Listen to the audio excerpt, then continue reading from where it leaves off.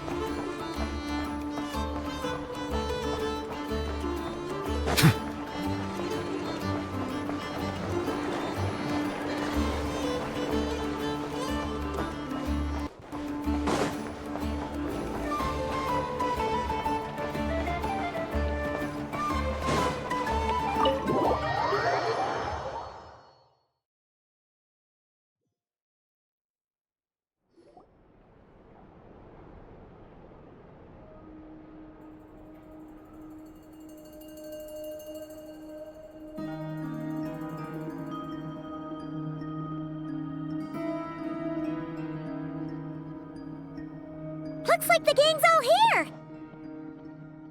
Yep, all ready. How about you two? Green and good to go? Paimon's ready! Great, let's get rolling then. Great. Well, first things first. Wait. Someone's here. We heard your footsteps. Although... You've been here for a while now. I take it you followed the Traveler, but I don't sense any ill intent in you. Come on.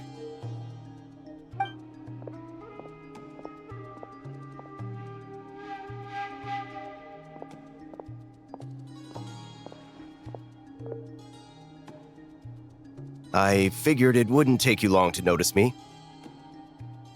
I come bearing news from my lady, the Knave. Dottore went through the motions of returning to Snezhnaya, but it was obviously a facade. However, he has not returned to the Kuvaki Experimental Design Bureau, nor has he made an appearance in Nasha Town. Well, in that case, he'll be in his lab way up north. I always wondered why he applied for his own private pad. He was planning this all along. Tell them that Sandrone and I will go on ahead. If they still intend to pursue this matter, they should meet us at the research center in the northern tip of Notcry. Nice of Columbina's two best friends to think of us. We appreciate the heads up. Our sincere thanks to the Fatui for your aid. Lady Damselette may have left our organization, but at least some of her colleagues remain genuinely concerned for her well-being. Not to mention that the doctor's increasingly cryptic conduct gives us great cause for alarm. We have crossed swords many times before, but it's not personal. We're just on different sides. We don't lack humanity. And so, as fellow friends of Lady Damselette, it's only right that you should be in the know about this. Arlecchino's situational awareness has saved us a lot of trouble. I'll leave the map here with you. If you do decide to head to the research center, please proceed with caution. And remember, at least while you're in Nodcry, Lady Arlecchino's subordinates are your comrades if you want them to be. This is very accommodating of you. We can't thank you enough.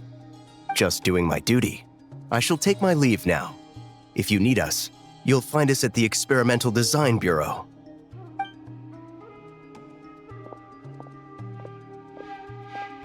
So, the doctors left the Experimental Design Bureau and headed to some research center up north. Marionette seems to think he's been planning this for a long time. But when did it start? Before he even arrived in Notcry? It seems his loyalty to the Tsaritsa is lip service at most. Behind the scenes, he may even be working against her. Whatever his motives, we know that he's decisive and incredibly ruthless. Facing him unprepared would be a recipe for disaster. At this stage, it's difficult to predict his next steps. I suggest we split into two groups. We need some people to stay behind and guard Nasha Town. Well, as much as I'd love to help, infiltrating research labs isn't really my area of expertise. But at least take Cool Your Jet's ducky with you. It should be some help during the battle. And as for Miss Inefa, I suppose you will stay to protect Miss Aino? Detecting operational logic. Protect Aino. Priority. High. Just in case, Servarka, I think it would be best if you stayed behind as well. You can leave the research center to us. I mean, I would have said the Knight of Berea should probably be out on the front line, but okay, fine. Leave Nasha Town to me. Be careful out there, okay? If things get out of hand, fall back right away. Yehodo will be on hand to assist you. In my absence, she can handle any intel gathering work. You got it, boss. You guys make sure to get back here in one piece, all right? We will. Things are moving fast. We'd better head off soon if we hope to keep pace. So, it's infiltrate a secret research facility, or... Yeah, alright. Paimon will help out here instead. Sounds like it's gonna be a pretty intense fight. We all have to bring our A game here. So, anything you need to wrap up before we leave?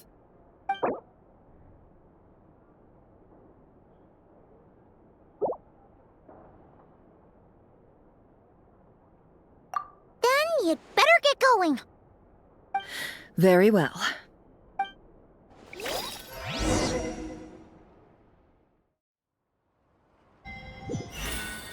All these broken machines on the ground.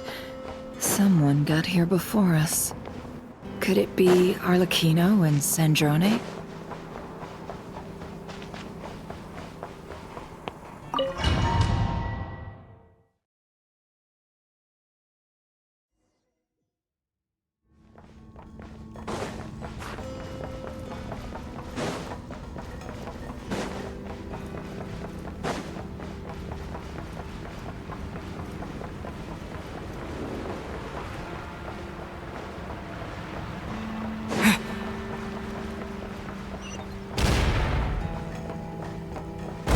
That's quite a welcome party.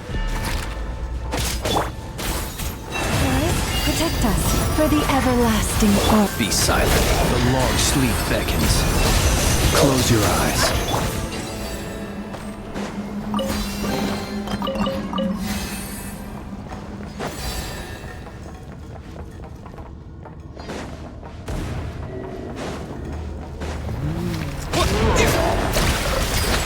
It all adds up.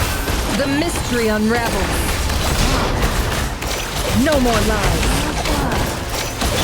Your poor lost lad. Be silent.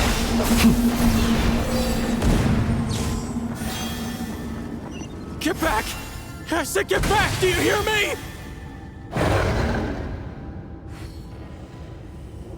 Why isn't it working? No! Don't come any closer! Don't!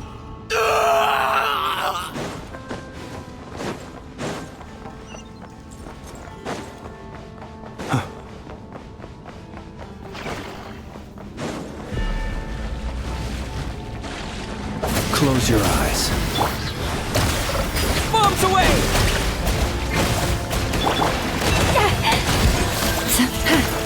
By the frost moon of old. Can't hide the truth. It all adds up. You poor souls. May your spirits find peace. Grab that key on the ground. We'll probably need it at some point.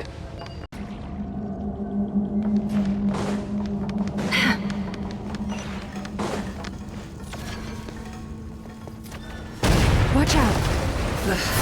There's no way through. Let's go around.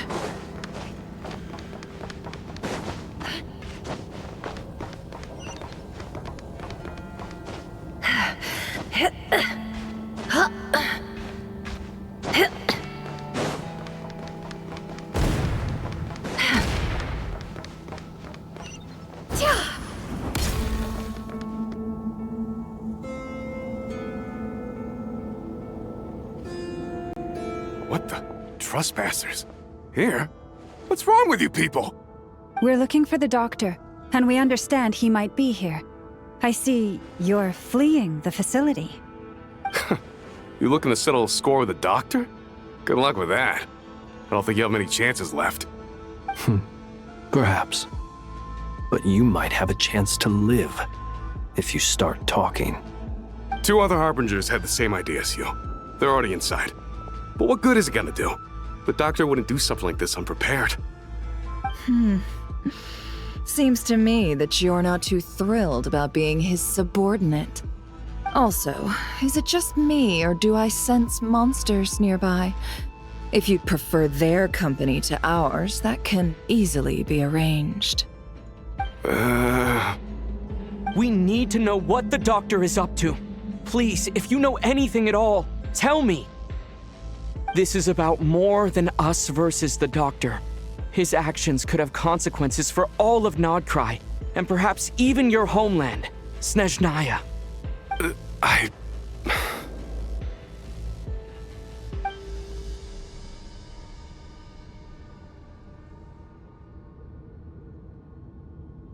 He's building something. Ambitious doesn't even begin to describe it. Feels like this could be the big one. God knows how long he's been planning it. A while back, he told us he'd be returning to Snezhnaya. We weren't expecting him back so soon. This time he brought some gemstones with him, or something. 2 of them. The moon marrow spheres. He stole them from their rightful owner, Columbina. Oh, Lady Damselette? Last I heard, she left the Fatui. Before she went, she told us she'd finished what Her Majesty asked of her, and wished to focus on some personal matters. I remember thinking that leaving us might not be the best choice. I mean, I always looked up to the captain the most, and... Back when this all started, the higher-ups dispatched 3 units to Nodcry to execute their plan. They were led by the Doctor, Marionette, and the Damselette, respectively. I was a part of the Damselette's unit to begin with. She never really interacted with us much. In fact, she seemed sort of detached from everything. Not because she was distracted, just felt like she was indifferent to the world around her. Like she had no stake in anything that happened. She always seemed like she was staring off into the distance. Almost as if she didn't see anything worth living for in the present, so she had to look further afield. That's right. She always used to stare up at the sky. The doctor used to stand nearby and watch her. Apparently they got along well at first, but somewhere along the way, she grew wary of him, started avoiding him as much as possible. After she left, everyone in our unit merged with the doctors. He's similarly indifferent to the world, except when it comes to the moons. He seems to have big plans for them. Right now, obtaining the 3 moons is his #1 priority. He even said if he can only get his hands on 2 of them, he'll create a 3rd one himself. How would he create an artificial moon marrow? Maybe the knowledge he gained from the Hyperborean phantoms has something to do with it. Thank you for cooperating. We appreciate the level of detail. I get the sense that you'd serve under Columbina again if you had the chance. Would that be fair? No, she's no longer a Harbinger. As a member of the Fatui, my loyalty will always belong to the Tsaritsa. I'm only telling you all this because I don't completely trust the Doctor. His actions do not align with the goals that first brought us to Nodcry. I understand. We'll do everything within our power to stop him. The Knaves unit is based at the Kuvaki Experimental Design Bureau. Maybe you can seek refuge with them. Well, now we know what's going on here. Artificial moon marrow. He's likely well on the way to completing it. Dottore's technological capabilities are far more advanced than I thought. I fear this could get ugly. Everyone, prepare yourselves.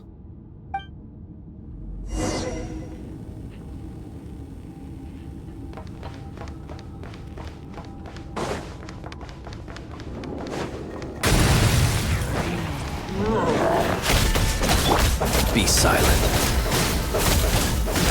Observe. With one heart, we pray. Beware the creatures of the night.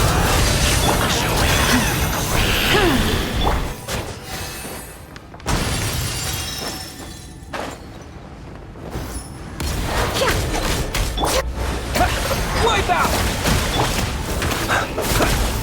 Be silent.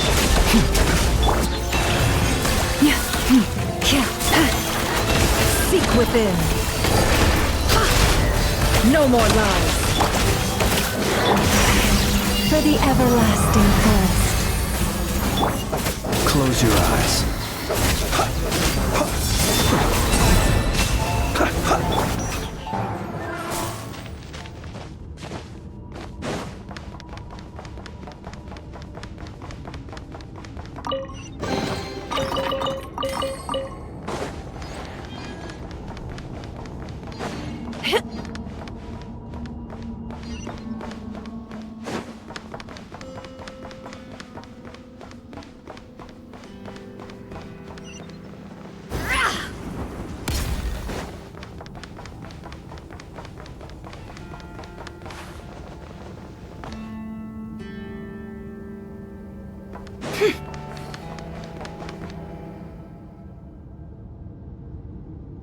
Welcome, one and all.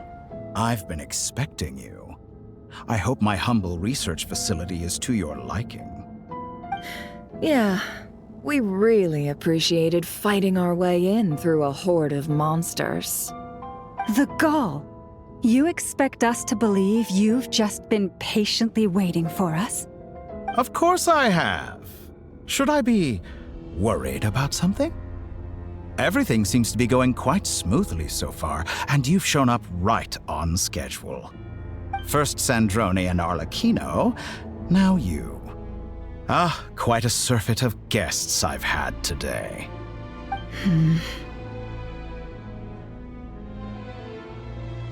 If you were looking for them, I should probably mention that Arlecchino disappeared as soon as she entered the facility. As for Sandrone, why, she stood right here only moments ago demanding answers from me at the top of her voice. Hardly out of character. She never was one for basic courtesy. But I have to admit, I was a little surprised to see her showing concern for someone besides herself. Does everyone you associate with undergo such a change in temperament? Speaking as a researcher, I have to say, it is not a change for the better. It threatens one's ability to remain objective. Well, since you ask... So you've got your hands on the moon marrow, and now you're claiming godhood. Don't you think that's a bit of a stretch, Dottore? I must protest what you are insinuating with that phrase, claiming godhood. I am not claiming anything. I am stating a fact. You're a researcher. I'm sure you appreciate the distinction between the two. Huh? Wait, you really think you're all that? You'll excuse me if I'm not being a polite little lady for you. We're colleagues. We both know what kind of person you are. By the same token, I knew you'd respond along those lines. You and I both understand that facts speak louder than words. To that end, I've had my people send you a small gift. It should go some way toward helping you understand my present position. What gift?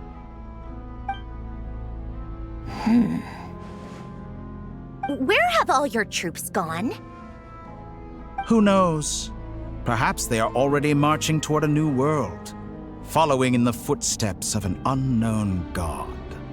As vulgar and arrogant as you may be, dear Sandrone, I have no intention of taking out my displeasure on your subordinates. They will enjoy equal rights to my own.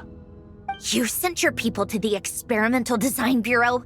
That's the Tsaritsa's property. Yes, and I am very mindful of Her Majesty's instructions. But you know full well that they do not conflict with my present goals. In which case, all I'm doing is conducting another one of my experiments.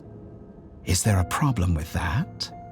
Now then, you have a judgment call to make. Am I simply lying to stall you?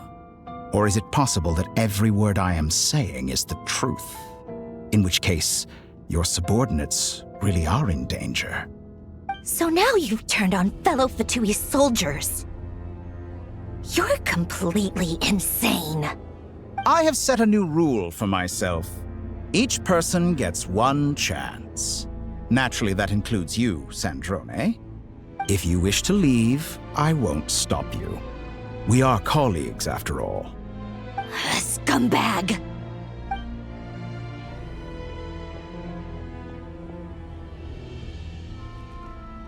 Still, I hadn't counted on Sandrone sparing any thought for the people of this world. Shame. I always found her self-centeredness to be one of her few better qualities. How can she ever hope to achieve greatness when she's so obsessed with protecting her little design bureau?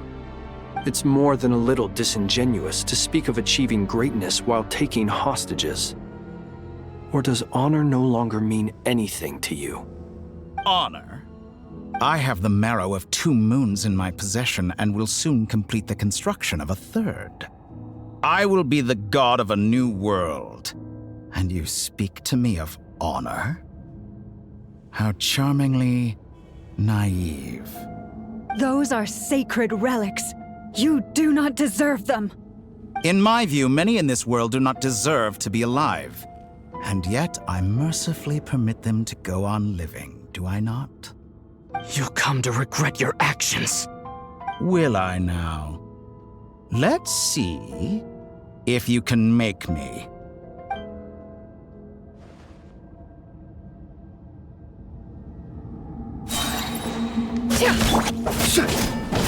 Be silent, the night cometh. Go! Bombs away!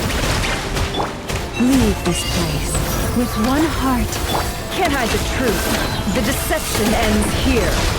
It all adds up. Close your eyes. You poor lost lamb. Go! No more lies. Can't hide the truth. Observe.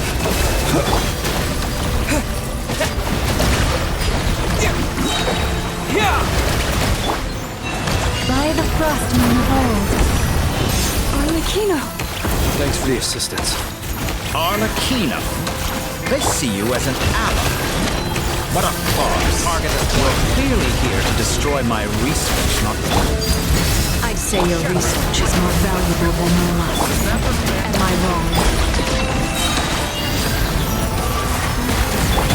Can't hide the truth. Betray your fear. The deception ends here.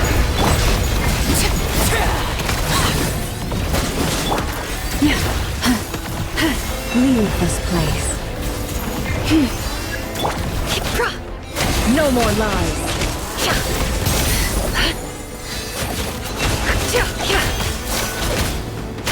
Observe. Close your eyes. Forest, protect.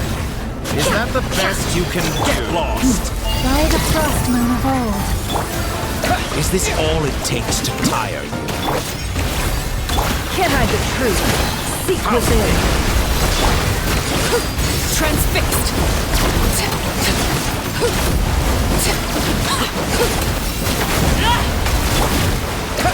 Wipe out! You poor lost lamb. Be silent.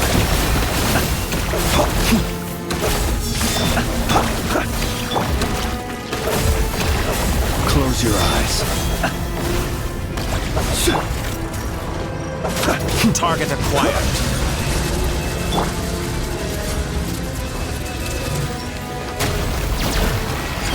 Dottore is too powerful with the artificial moon marrow in his arsenal. Fighting him is futile. Quickly! How's this?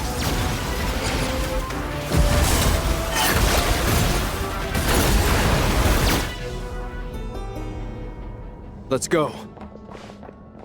I've always thought it is wiser to flee than surrender.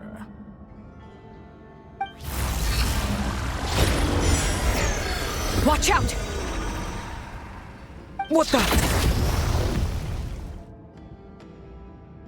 Forget about me! You should... Where's the Traveler?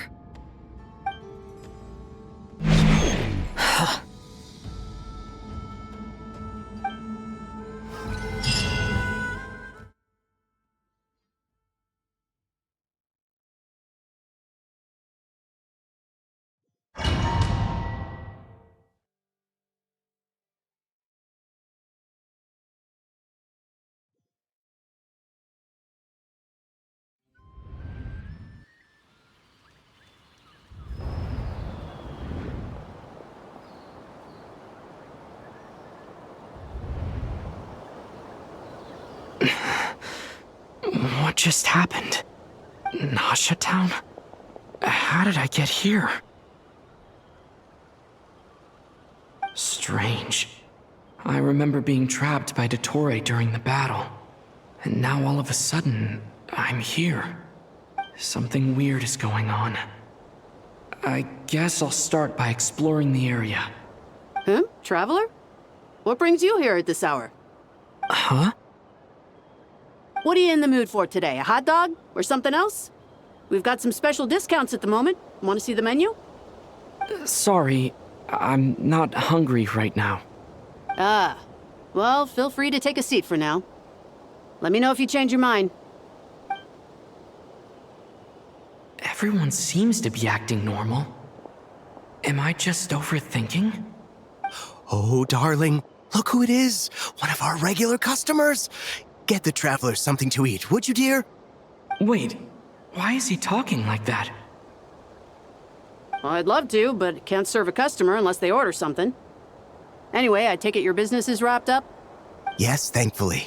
It was a long trip, and it's left me feeling pretty exhausted. But the upshot is, I won't have to leave again for a good while. We can have some quality time to ourselves. Wait, these two are a couple? I see some kids around too. I didn't know they had a family. Hey there! I haven't seen you in ages! What's keeping you so busy? I've been looking forward to playing with you again. You forgot already? You're silly. Daddy brought you over to our house recently. We had some snacks together. What is she talking about? We've had a lot of customers over the last few days, so we've been real busy. And like my mom always says, some people are more than just customers. They're friends. Oh, another customer's arrived. I better go see what they want. This is all wrong. I never once heard the owner of this restaurant talk about their family. It certainly isn't a family-run business. And that child? I don't recognize her at all. Could this be a false memory? Very good. I knew you had it in you. Aren't you going to try the house special? When did he show up? No, none of this is real. You don't seem to like it here. That's fine. We can change venues.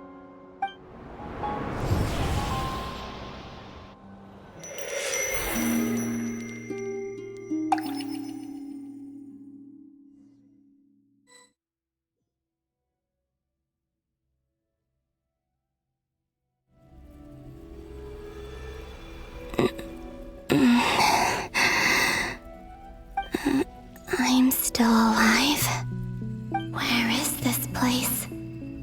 It took all my strength to open the moon gate, and then I leapt into it. So this is the moon's reflection? The mysterious realm beyond the gate?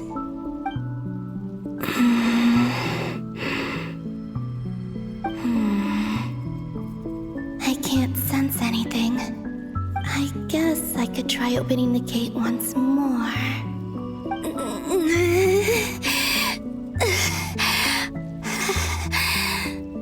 No response. Maybe this space can't be opened from inside. If this was the space that killed both Revier and his lover, then why am I unscathed? Or... no. I'm not unscathed. Even the air here feels frozen in place. There is nothing here with which I can restore my power. I should conserve my strength and proceed with caution.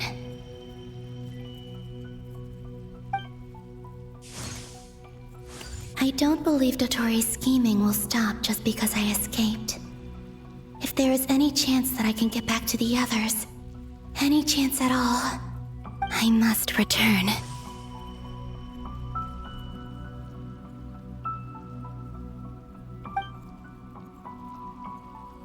Emptiness, silence.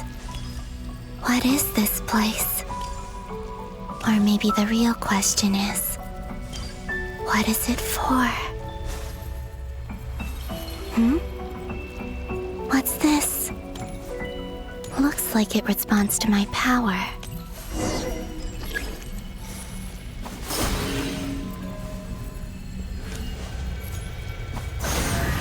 Golden. Like Kuvaki. Is it some sort of guide? And why does it feel so familiar? I might as well follow it.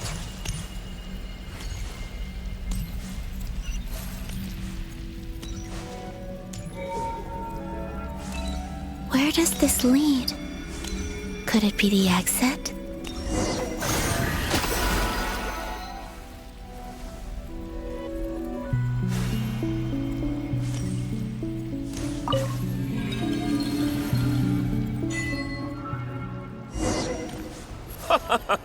Welcome home, Moon Goddess. Is this Nasha Town? But isn't Moon Prayer Night over already?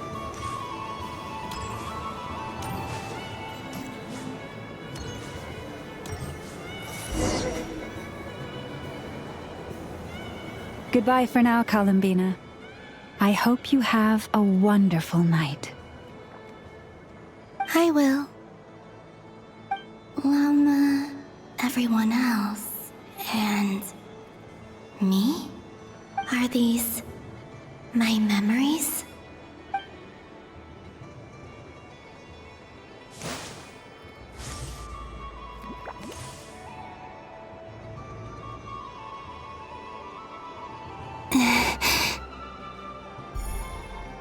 I can't touch them. It's as if we're separated by some impenetrable power.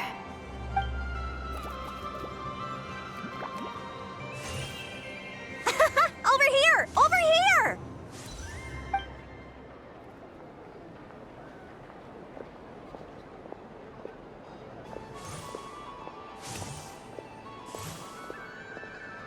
But the people in these memories pass right through me.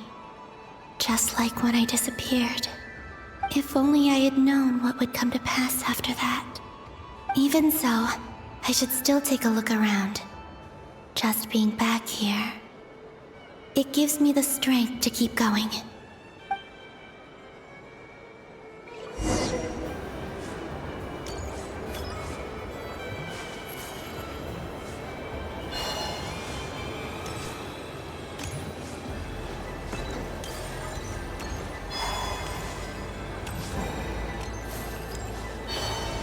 Welcome home, Moon Goddess.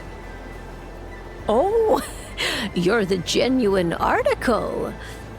Alice was right. This Moon Prayer Night was worth watching after all. Oh, yes. That was the fortune-telling stall run by Barbeloth from the Hexen Circle.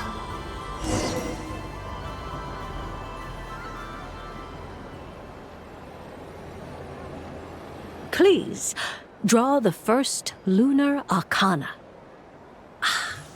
This represents destiny and is the foundation for the divination as a whole.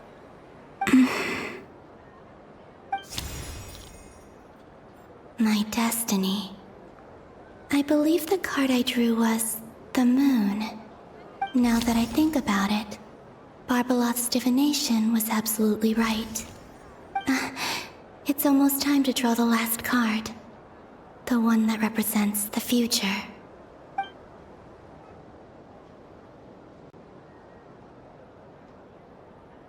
That was the card that popped out on its own. From here, I think.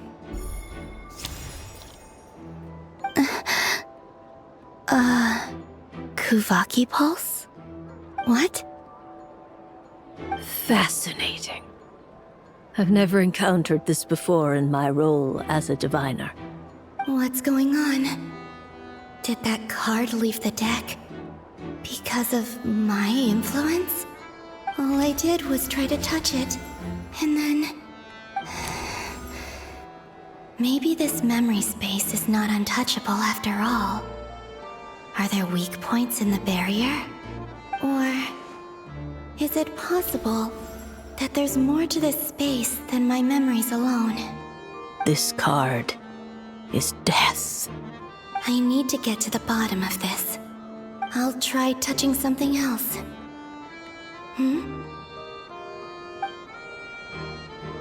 Is this the wind? No, it's gravity. It's pulling me outwards. No, Traveler!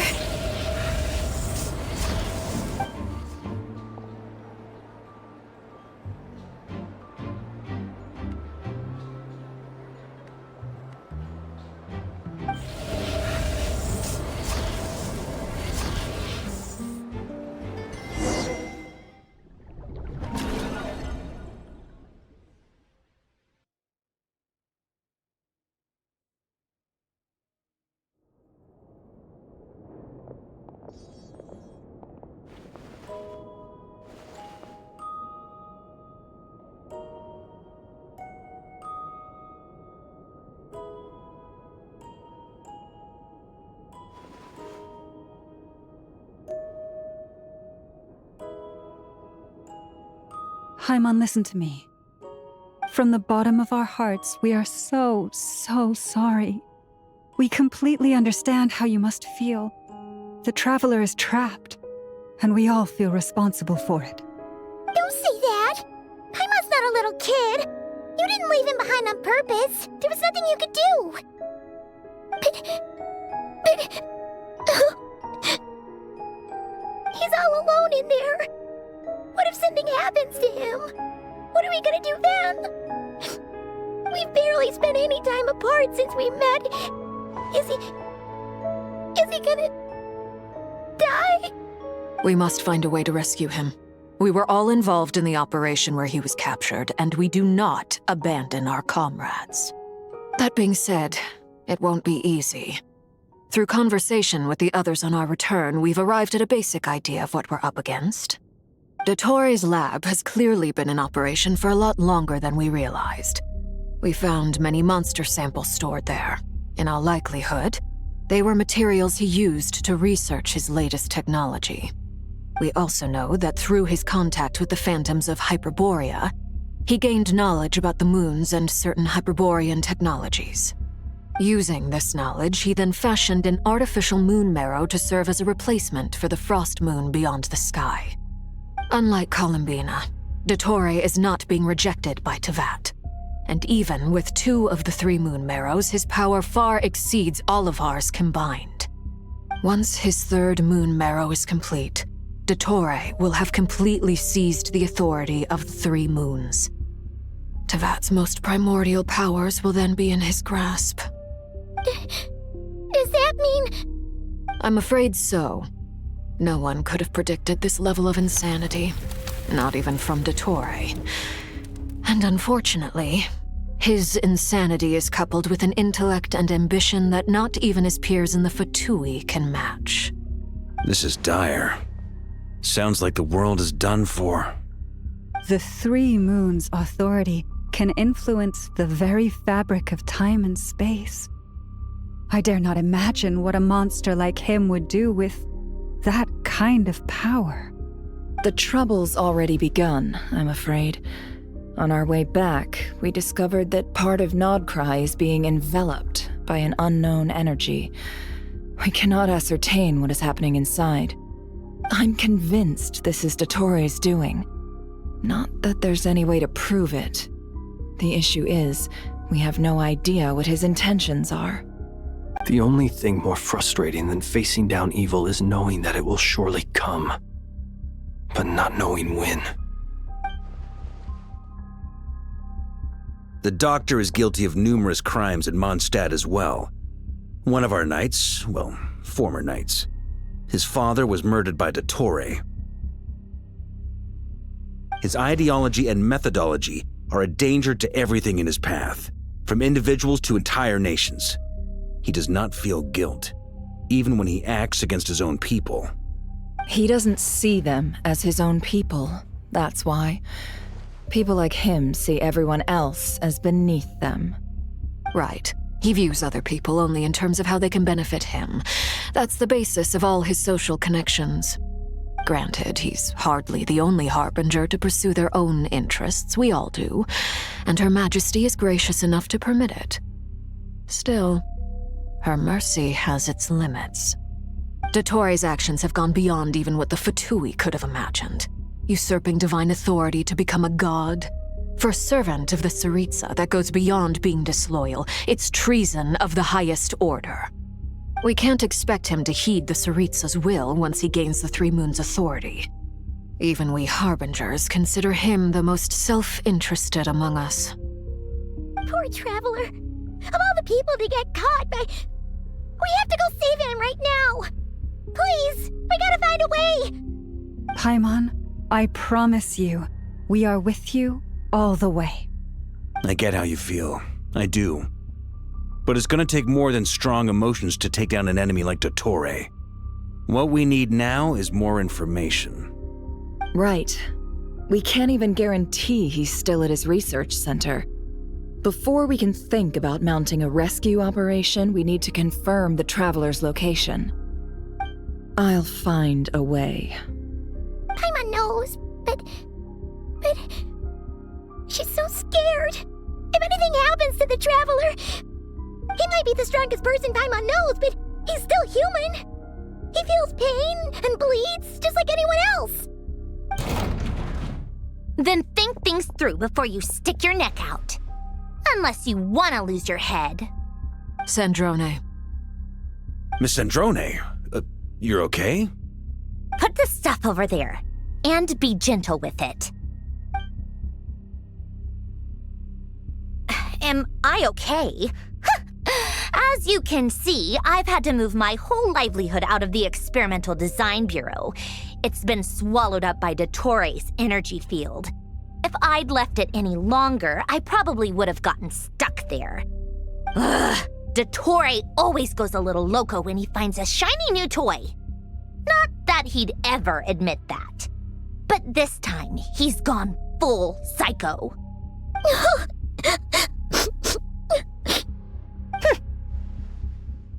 Just go ahead and cry already. Sorry. Paimon's not trying to make it seem. It's just... She can't. Oh, Paimon. Let it all out. There's no shame in it. When you're overwhelmed by fear and despair, crying can help get it out of your system. You'll feel better for it. Okay then, while the baby of the group is having a moment, how about the grown-ups get to work? Give me your hand. You've made a discovery? Polonia, scan.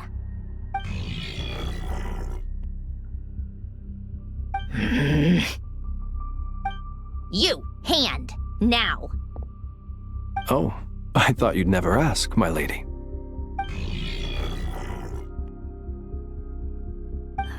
Curses! You're next, then you.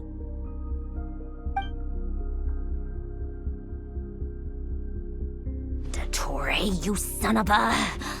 He's done something to us! Everyone who entered his research center has been implanted with some sort of curse. I don't feel anything unusual at the moment. Does that mean it hasn't activated yet? Is there a way to figure out its purpose and what might trigger it? My best guess is Dottore created it using the Moon Goddess's powers. 1 second, analyzing. Ugh! That friggin' maniac! So, What twisted game is he playing this time? The moment I analyzed the energy composition, some encrypted text appeared in my mind's eye. And when I deciphered it according to the Fatui standard encryption protocol, I got the following message. Feel free to run, or you will perish in nod cry. He's mocking us. Yup, he loves to toy with people. Only in this case, there might be more to it. But I didn't detect any murderous intent or malice either in the message or the curse's energy. As if this is him at his least malicious. Or perhaps all people are cowards in his eyes. Maybe he thinks the threat alone will be effective. What a despicable person. And he has the Traveler in his grasp. If I may, as unhinged as Dottore may be, he has always exercised great patience with the objects of his interest.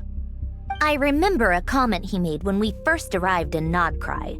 He said, "This world is, on the whole, an exceedingly dull place. But at least there are a few intriguing features, such as the gods, or the Traveler. Presumably, they interest him because they're unknown quantities. He wants to understand as much as he can about them." Agreed. The Traveler is Tevat's fourth descender. All Harbingers are aware of this. Since Dottore took such pains to capture the Traveler, he is unlikely to kill him right away. Okay, but we still have to do that rescue operation. Of course. I also think we need to read between the lines with Dottore's message. If he's encouraging us to run, that means we mustn't leave Nodcry under any circumstances. My guess is, his curse will only trigger if we leave.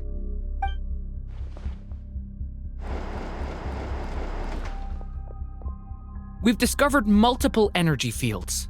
Albedo is still attempting to analyze their structure. He told me to report back first. Each field is slowly growing, swallowing up more of the surrounding area in the process. And the pace of their expansion has increased since we first examined them.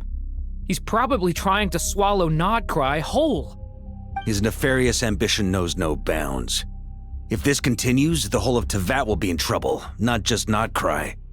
The loss of Columbina could not have come at a worse time.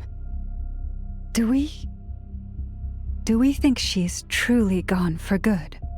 She entered the space beyond the Moon Gate, knowing what became of Rerir and Thalindus. I'm sorry, but I fear the odds aren't good.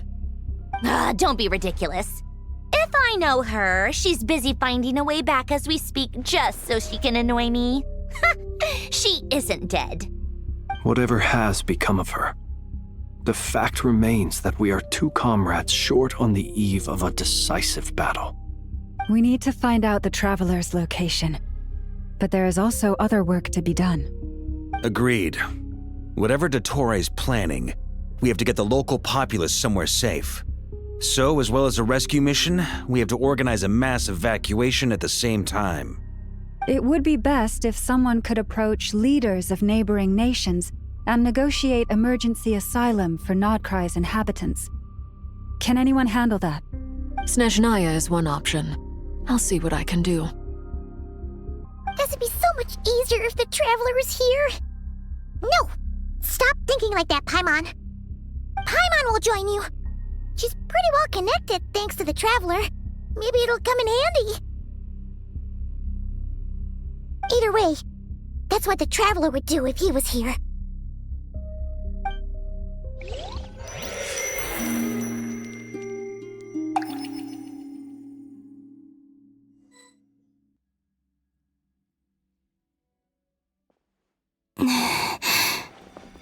Back here again.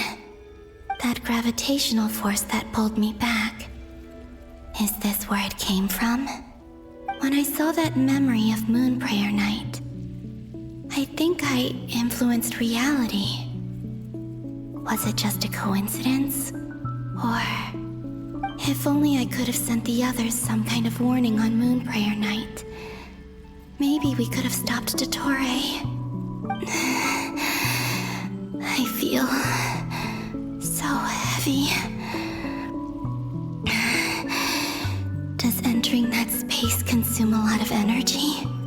Well, even so, I have to keep moving forward.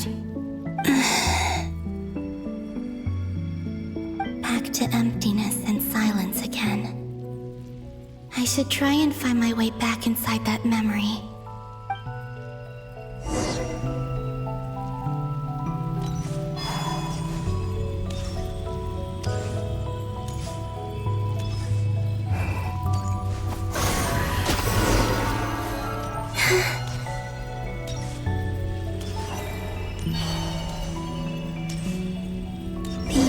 From last time isn't showing up. What am I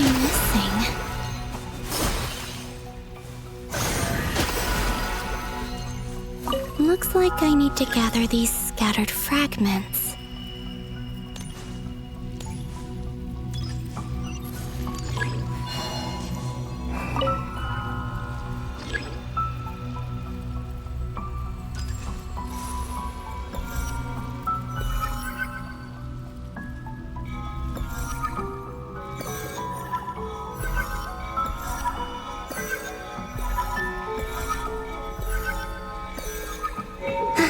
It worked! Hopefully I can stay inside for a bit longer this time.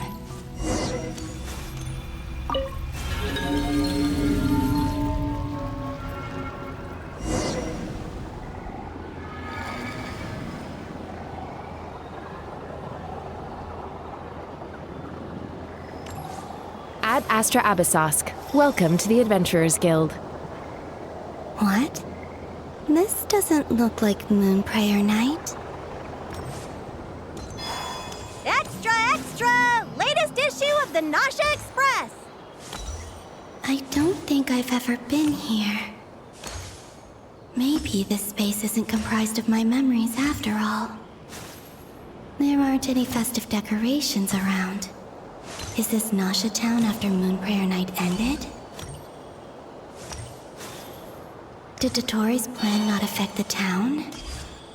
Or is no one aware of what happened because he used the Three Moons' authority? Let me see if I can influence anyone else.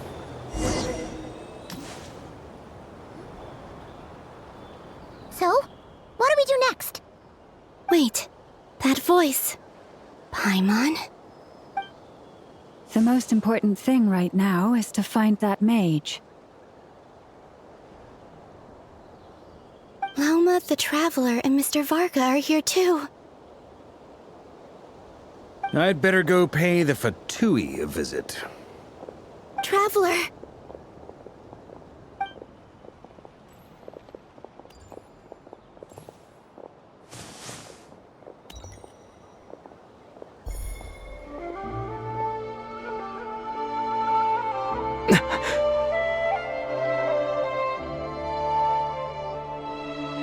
Columbina? I made contact. It's me, Columbina. Huh?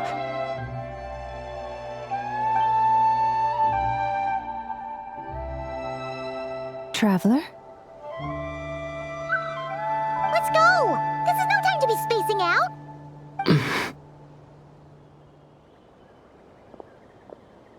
Huh? Wait a moment. This has happened before. This is what happened when I disappeared. I stood right over there, thinking that no one would ever find me again. It was only when he called my name that I decided to follow them. But did he turn around because he sensed my touch just now?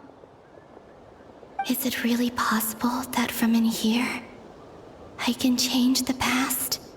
If I keep following them, maybe... Huh?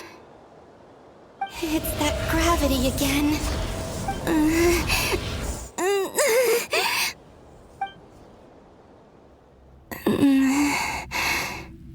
Every time I influence reality within that space, this force intervenes and pulls me back.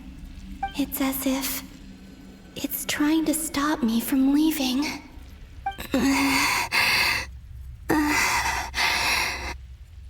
getting weaker and weaker.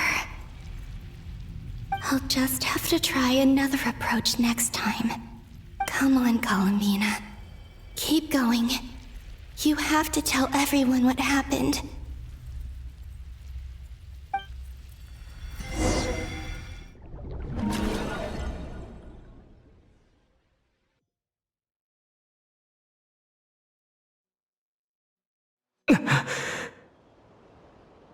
Suddenly, I've been plunged into darkness. Alone. It feels strange. As if something has grabbed hold of me. Is Toray now powerful enough to interfere with space itself? Look at you, standing so still in total silence. I almost didn't recognize you. Hello there, traveler. He seems to be in a good mood. Wait, what's that behind him? Ah, so you noticed. This is the completed Trilune. 2 primordial moon marrows and 1 artificial specimen. You are wary of it. Good. Maintain that reverence. You performed well in that recent battle. Brave and reckless as always. Courage is the sign of a true hero, and impulsiveness is the hallmark of those who strive to advance. I say this not to belittle you. Most creatures are far more timid by comparison. 3 moon marrows? Does that mean the artificial one is now complete too? Well spotted. What do you think? For a replica I built myself, I dare say it looks the part. Toray, are you planting illusions in my mind? I have no interest in fooling your eyes. On the contrary, I hope to show you the true essence of all that you see before you. Is this not a beautiful city? People live in peace and find joy in their work. The streets are safe. People can even leave their doors unlocked at night. You might say it is the Elysium everyone dreams of. All available data indicates your values and worldview conform with the mainstream.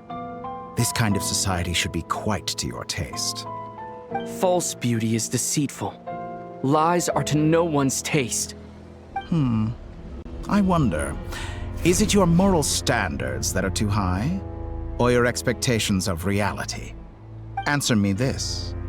If someone existed in a sweet dream from the moment they were born, a dream in which they never once felt pain, which do you think they would consider superior? The dream or the reality? That's pure sophistry.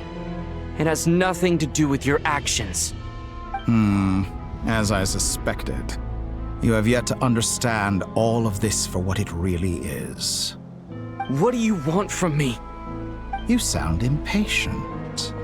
Do you think the only reason I'm keeping you is because I want something from you?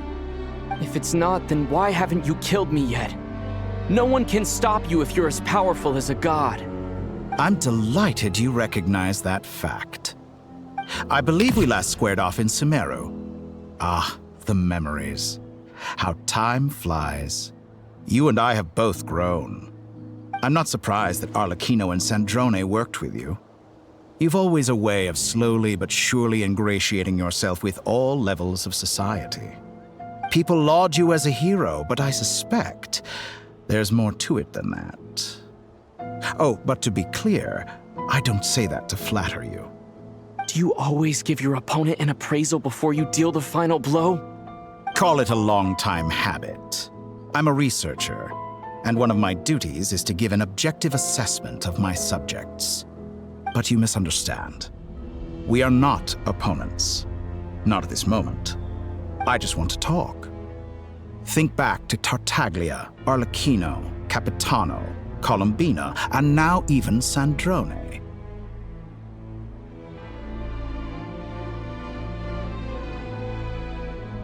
You've worked with each of them in the past. I believe you can work with me as well. What makes you so sure? Well, why not? Should the good associate only with the good and the bad befriend only the bad? I like to think we could have a more mature relationship than that. Surely you don't think all your relationships are grounded in friendship or shared ideals. People come together because it benefits them to do so. If you think of the people you admire, you must surely admit that they have provided some benefit to you. Morality, ambition, dreams.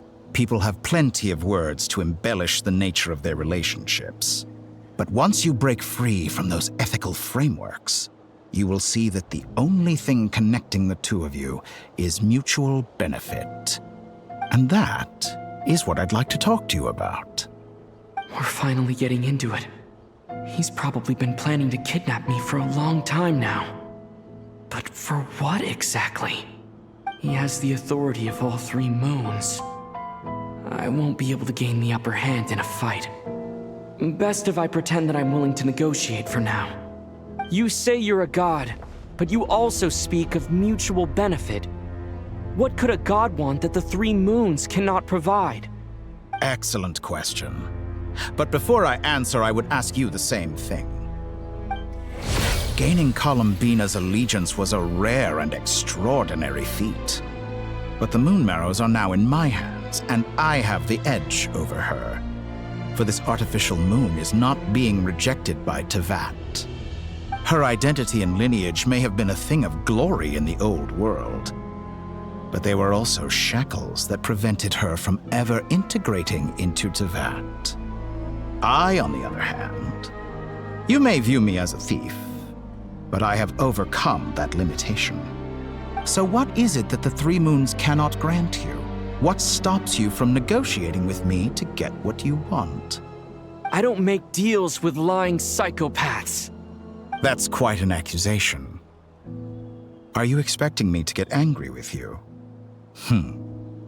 Well, this is one aspect in which my personal growth has served me well. In the past, my less mature self might have been disappointed, perhaps even angry, over a small setback like this.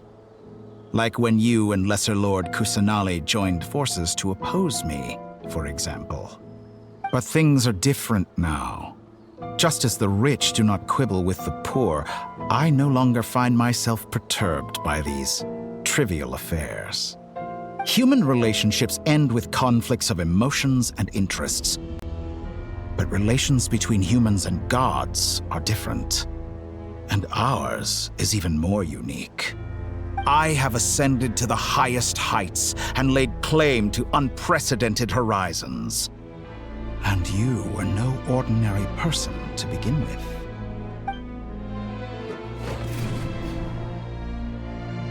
Allow me to show you the world, Descender.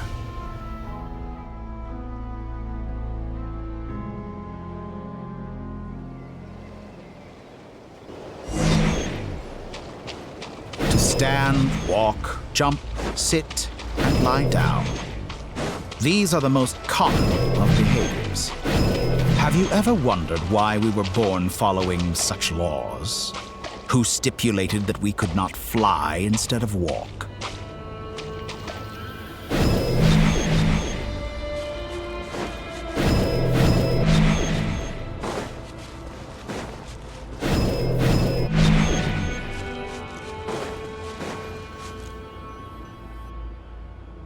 Someone of your talent and experience must surely know of the 4 great rulers who serve the heavenly principles.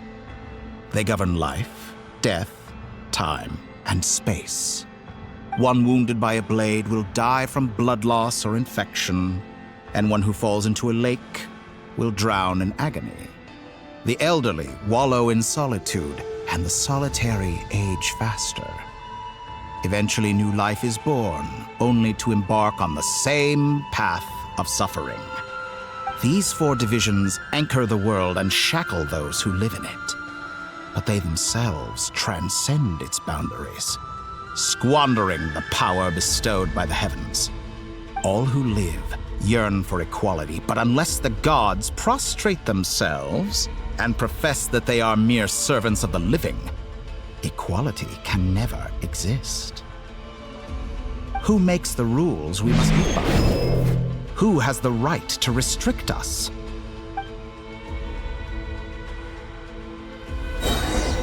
The limits of the body can be rejected.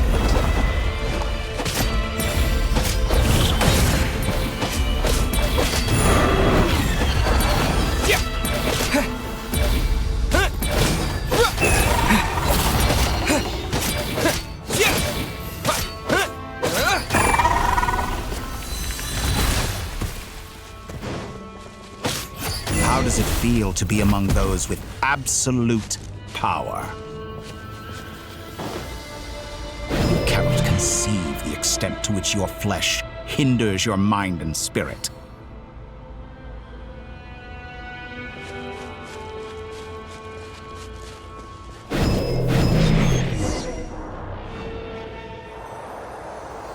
Only by discarding our useless, primitive eyes can we perceive a new world.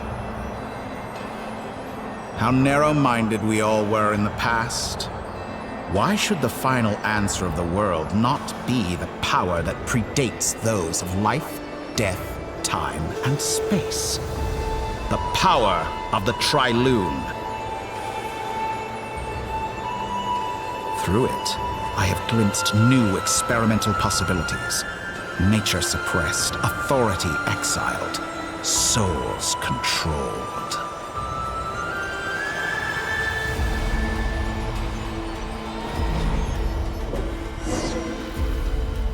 You know, I heard recently that a group of critics reviewed countless stories and drew an interesting conclusion. They found that it is more often than not the villains who strive tirelessly to push the boundaries of progress. In fact, long before this, someone voiced a similar idea in an academia editorial. I felt a great affinity with this perspective. I have never been afraid to step up and play the role of the villain. Fanatics are trampled down for their transgressions, and those who transcend are rebuked for their audacity. And so, the majority of creatures are too timid to follow my lead. But all sacrifices made during my experiments have been worthwhile, as you can now see. I can offer you something new, something unique, precisely because I am a villain. Think about it. We are eternally bound through mutual interest. Can you truly say you would never turn to malice if it could give you the life you dream of? After all, what value do perfection and purity really have? They are fragile and feeble things, utterly tedious.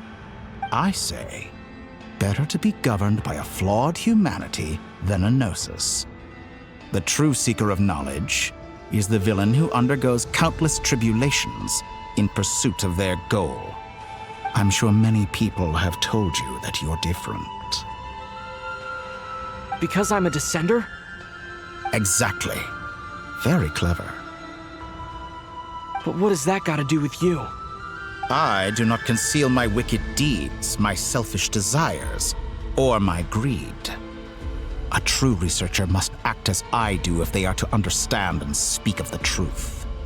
And yet, a knowledge seeker like myself will inevitably grow tired of studying Tevat beyond a point. You have traveled to all corners of the world and met many people. Along the way, there have been moments when you were misunderstood or even became a wanted criminal. And all the while, you have spent your days doing some of the most mundane jobs in the world. You fight and toil, claim minuscule rewards from my friend Pantalone, then you fight some more, winning some battles and losing others as your search goes on. And this cycle continues, with no end in sight. Surely you must sometimes grow weary of being stuck in this same loop day after day. We're completely different. I embrace everything that life throws at me. I am engaged in every step of my journey. How does that make us different? I too embrace what life brings, researching everything that interests me. Think of all the novel things I've managed to create, like the artificial moon marrow. Don't you see? As unique a specimen as she was, even Columbina is not irreplaceable. Take that back! She's gone because of your actions! I didn't say that to anger you. Though admittedly, I don't see what there is to be angry about. Anything Columbina could do for you, I can do better. I know what your ultimate goal is. You wish to walk the path your sister walked, and seek answers from her at the end of that journey, don't you?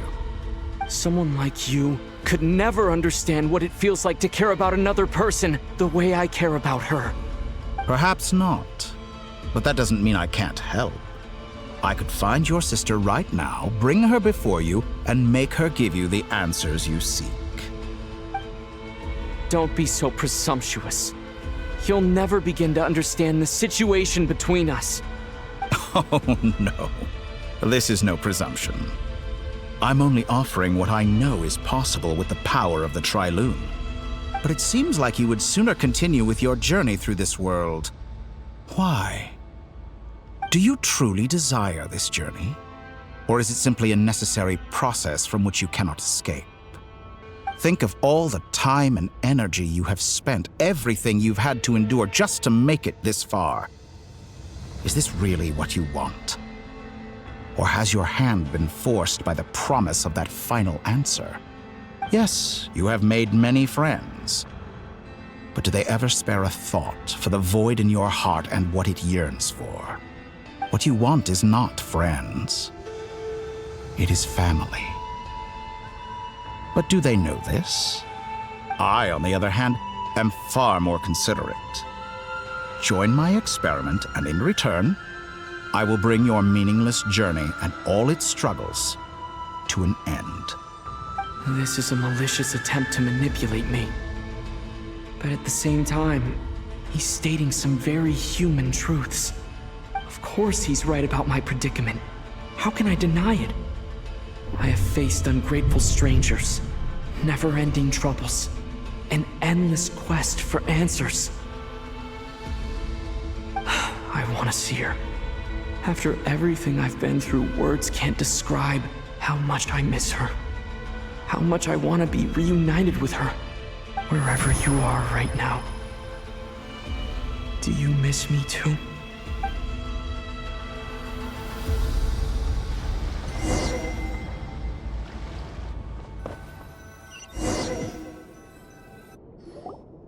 All right, everyone. Our next mission is clear. We need to contact all the major organizations, explain the situation to the public, and then begin the evacuation. The residents of Not Cry are quite dispersed. The two most populated areas are the Southern Isles and Pyramida. Miss Lauma, I will leave Hisi Island and Nasha Town in your hands. I will liaise with the Fatui and Pyramida. Agreed. We will reach out to Natlan and Snezhnaya. Anyone found north of the Experimental Design Bureau should follow the Fatui to Snezhnaya. As for those dwelling south of that line, I will ask the Voynich Guild to help persuade them to leave. Then I, Mr. Varka, and the Frostmoon Scions will escort them to Natlan. The Voynich Guild has dealings with the Curatorium of Secrets. I will send them a letter vouching for your credibility. Yehoda, you should help Lauma. This is too big of a task for one person. My wish has come true. You're willingly lending me your most capable employee for the day. Well, good for you if all this only takes a day. Of course, if it takes any longer, I'll be charging a fee. Boss, wait! Don't I get a say in this? Oh, I'm sorry. Something to add, Yehoda? Well, no one's more important to me than you, boss. And remember how Lauma healed your eyes after that big battle? I think that's worth at least 2 or 3 days' work for the Frostmoon Scions. Are you completely incapable of acting in your own self-interest? Or do you simply devalue your own labor? Are you sure you don't want to come with us? Who will see to our other work if we're all busy evacuating residents? Sandrone insists that Columbina is still alive, and we have a traveler to rescue. There's much to be done. But boss, I'm just worried that... Well, Nefer, I'll link up with you once my tasks are complete. What makes you think I'd need you to do that? I'll need it. And considering the way you approach certain matters, I think you'll be better off with me present. That's quite enough. Just focus on your work first. I bet we're in for an uphill battle here. But we can help out too. Inefa and I are gonna help Nasha Town's residents carry their stuff. Loading schedule. Store essential local research data and technology samples, then escort the people to Natlan. Understood. I will execute this to the best of my abilities. Great stuff. Thank you, ladies. I've contacted the Lightkeepers. A colleague of mine will join us shortly. I will persuade them to conduct a thorough search of the region to ensure that no civilians get left behind. As for me, I guess I'll be making an early return to Sumeru. I think it's important that someone informs the Dendro Archon of what's going on in Notcry. Roger that. Someone should inform Mondstadt, too. Mr. Duran, can I trust you to handle that? I think you fly faster than any of us can run. As an added incentive, get there fast enough and I'll see about getting your gliding exam waived. Really? Ha! Mission accepted, sir. I intend to stay behind and help Miss Sandrone with her research. She has some alchemy-related questions that she'd like me to explore. She recognizes your expertise, then. I wish you a fruitful collaboration. Thank you. In truth, I was surprised to hear her express an interest in subject matter outside of machines.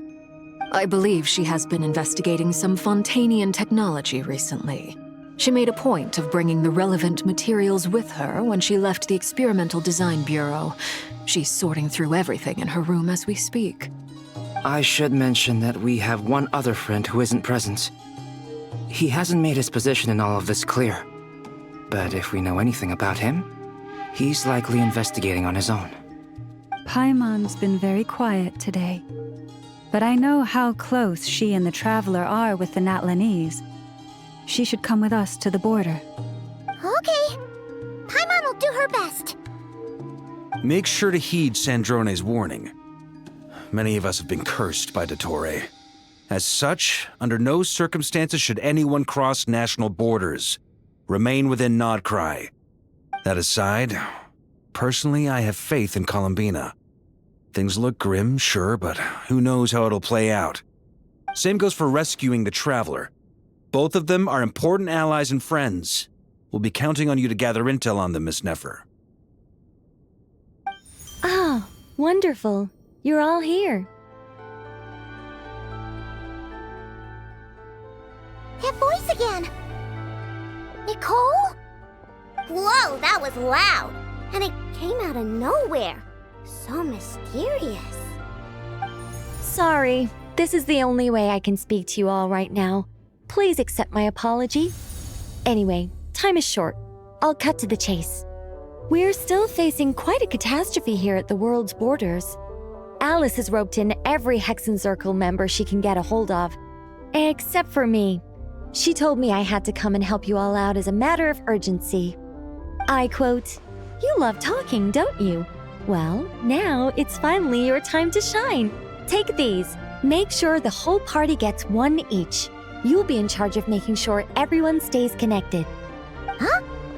Is this a Dodo communication device? Scanning. Unknown device. Analyzing. Unknown device. Conclusion. Cute. Affirmative. It is cute and good. I believe that I quite like it. This is no ordinary Dodo communication device. It's my very own special modified version, specifically... sorry. I almost went off on another tangent there. Anyway, help yourselves. It will allow us to communicate over long distances within Notcry. No more worrying about shuttling messages back and forth. What astounding technology. Am I right in assuming that it relies on your personal abilities to function, Miss Nicole? Yes, exactly. Right on cue, Albedo. I'd love to brag to you all about how it all works. But no, next time. Anyway, I'll be right with you all, serving as a communication hub. That's all from me. Head off as soon as you're ready. I'll be staying here to keep watch, and I'll be sending you my blessings.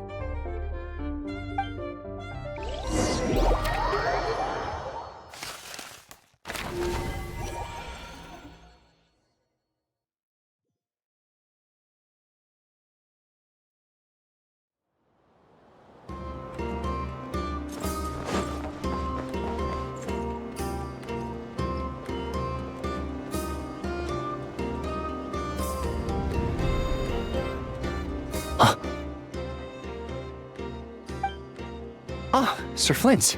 Perfect timing. I just arrived myself. You are most considerate, Master Ilua. But in fact, I know you have been sitting here for quite some time. If you saw me, why didn't you say something? I was curious to see how long you could sit still for. Also, shouldn't you have managed to sense me approaching? That would be a first. You always seem to appear out of thin air without making a peep. Also, how many times do I have to tell you not to address me as master? I don't qualify. I beg to differ. Why should a young man so well versed in social graces as yourself not be worthy of that title? Please, Lord Flint. Sir Flint. I'm begging you, don't flatter me into complacency like you do with everyone else. You understand me better than most. My newest acquaintances tell me I love complimenting others. What do you think? I think they don't understand why you do it. You just love puffing people up till they're a big, happy ball of hot air that floats away into the sky. In all sincerity, I can only hope that they bring good tidings when they come back down to Earth. Is the situation that bad? We just held a strategy meeting. Let me fill you in.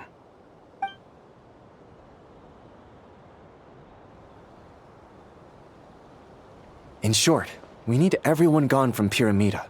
We also need a team of Lightkeepers to scour the more remote regions of Nodcry for civilians to evacuate. I only hope we have enough personnel. We do. Old Man Nikita will definitely help, and we can recall anyone out on patrol to focus on this instead. Good. I'm sure you and the others will make short work of this. Now, don't forget, once you've completed this task, make sure you and the rest of the team evacuate to either Snezhnaya or Natlan as well. Flint? If you've got something to say, Master Ilua, why not guess what I'm thinking right now? You mentioned that you have something else to deal with later. How difficult is it going to be? I doubt it will be easy. I know you're a Lightkeeper, and it's your duty to protect others in times of crisis. But I have a feeling that you'll be walking into grave danger. However bad things have gotten in the past, Nodcry has never faced a mass evacuation before. But from the sounds of it, you don't intend to come with us. I don't mean to pry, and it's probably none of my business. But whatever it is you're intending, you don't have to go through with it, you know. I've been afflicted with some sort of curse, and I'm told it may well trigger if I set foot outside of Nodcry. As such, I cannot leave. I have to act, if for no other reason than to fight this curse. What? No. Why? Why would anyone want to curse you?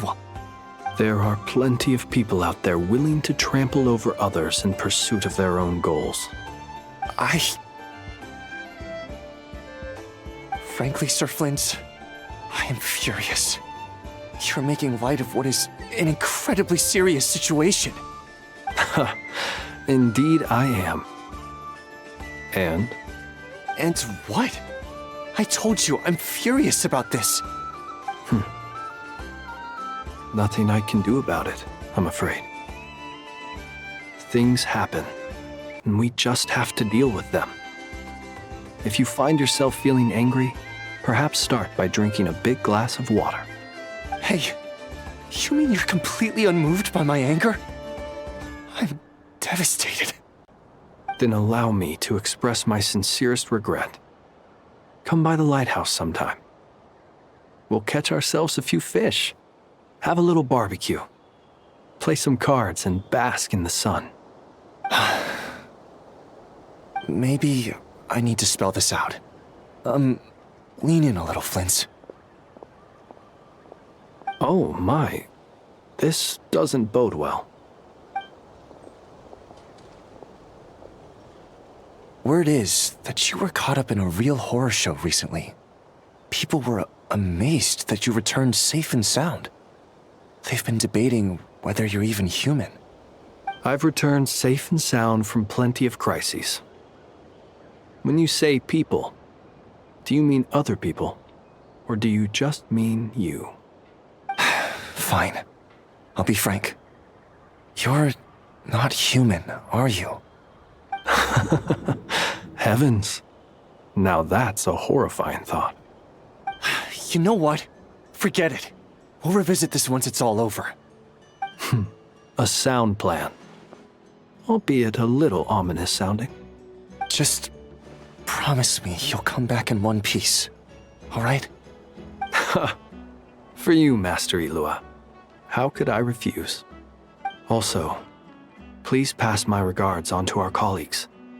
Tell them, thank you all for your assistance.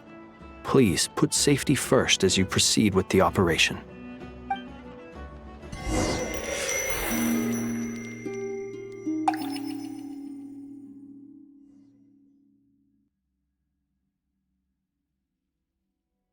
I have to keep searching for a path toward reality.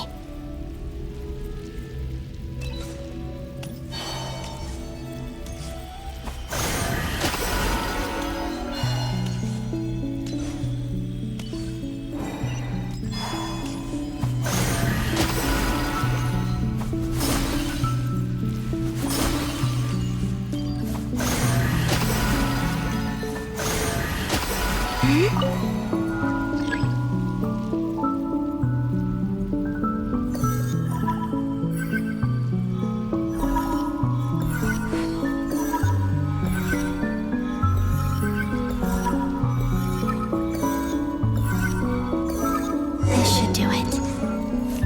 The last 2 times I tried to influence reality in this space, it consumed a lot of Kuvaki. I'll try and be more careful this time. I need to leave key clues behind using less power.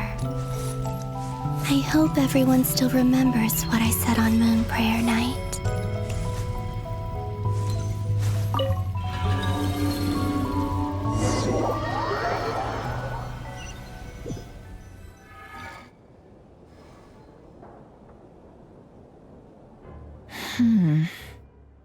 Nothing here either.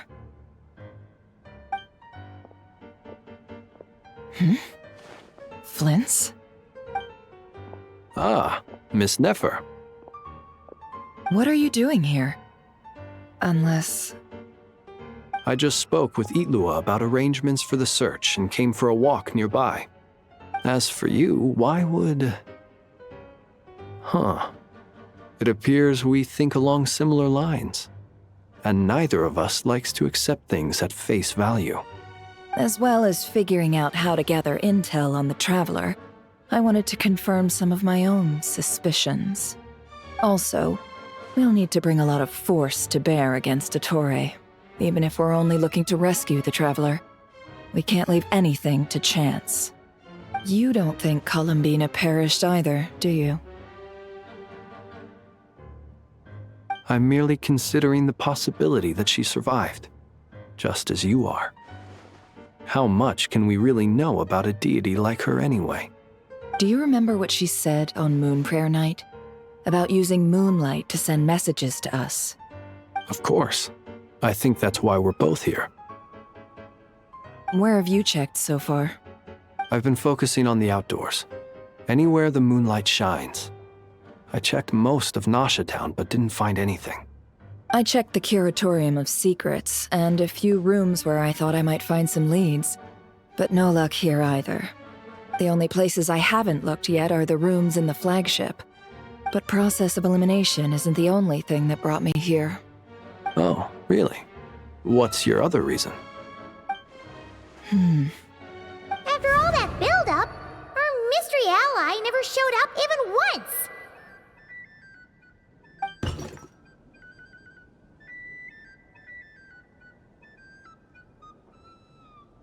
Huh? Am I imagining things?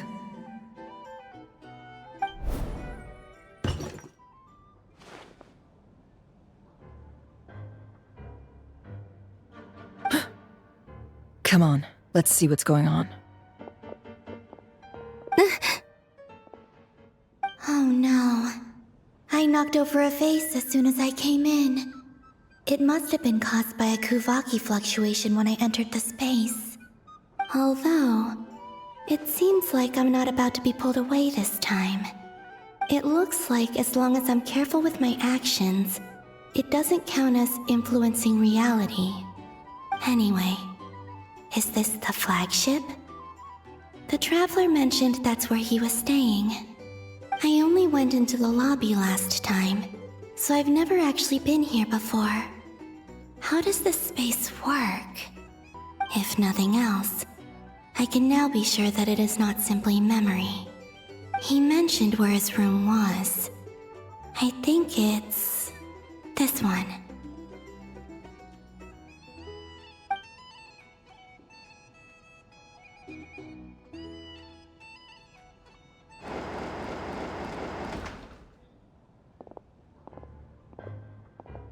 The door is closed. But if this is anything like when I disappeared, then maybe...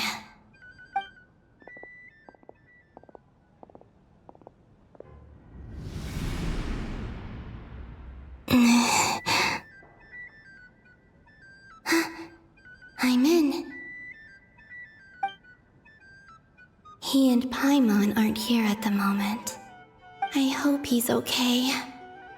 I wonder what happened to him after that battle with Dottore. Best not to dwell on that for now. I need to try and leave them some clues.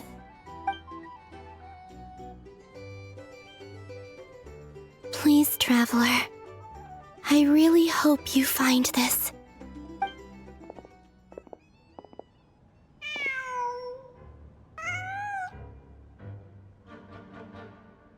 Huh.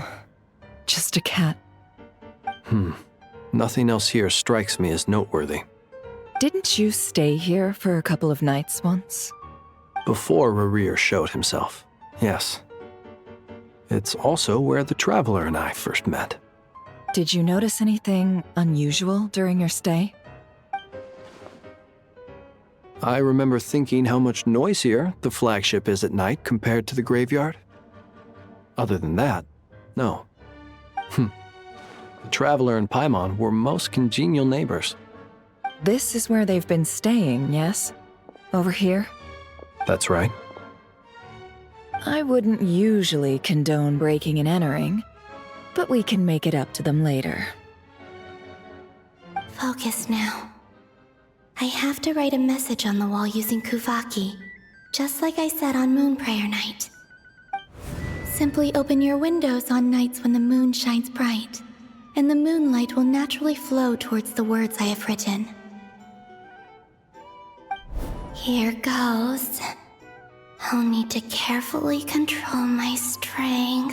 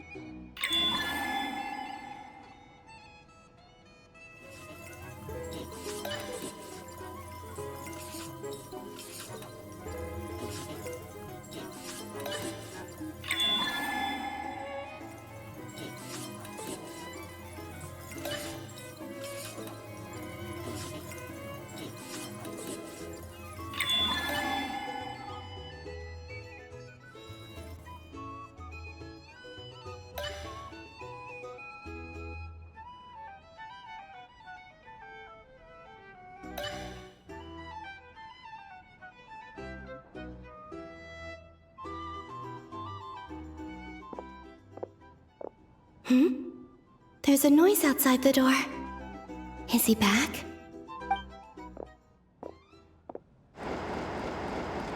Please, you have to see these words.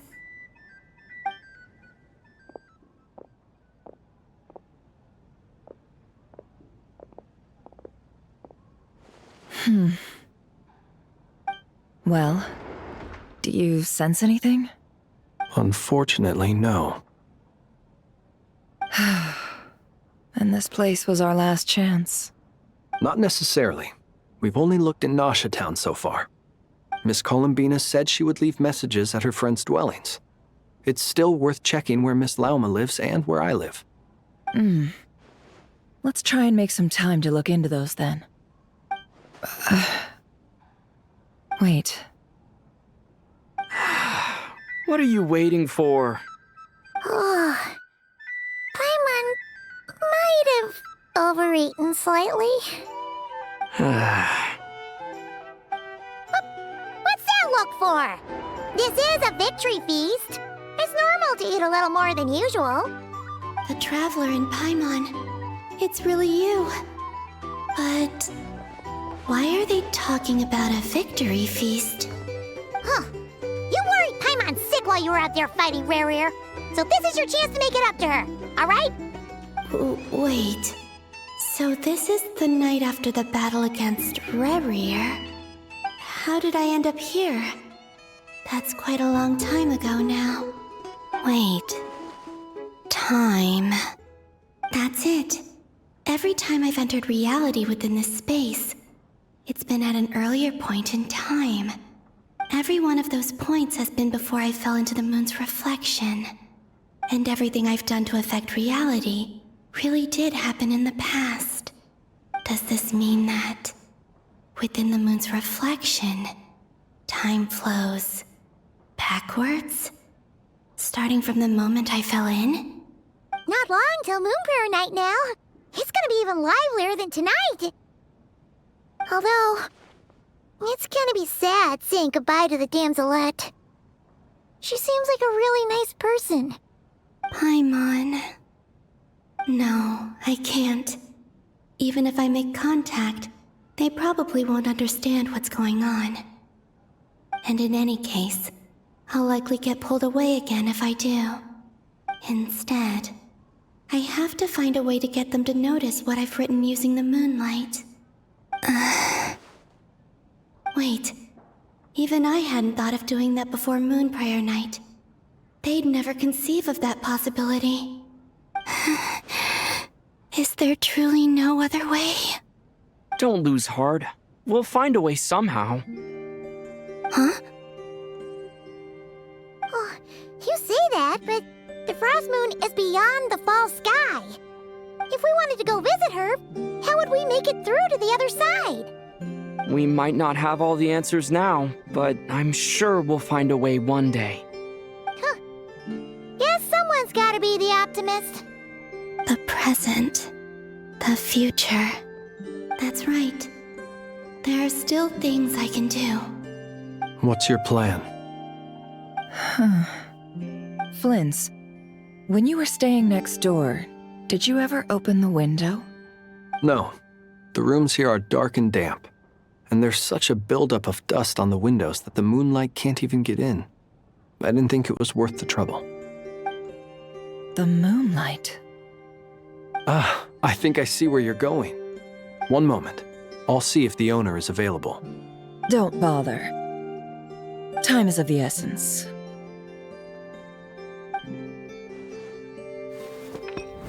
Time.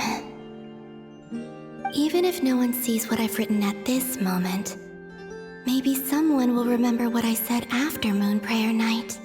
I need to write down as much information as I can. And maybe one day...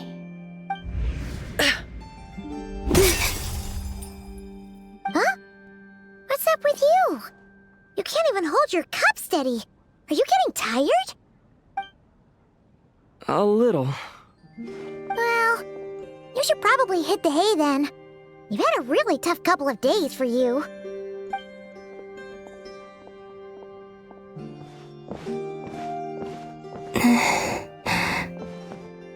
You truly have.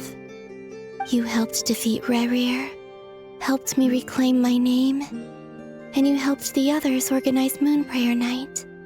Wherever you are right now, I'm sure you're still fighting against the injustices of fate. This is all I can leave for them. How I wish I could stay here. But it's time for me to go. I hope to see you again in the next time. And if the opportunity presents itself. I will surely return to your side. Huh. Columbina. She's alive.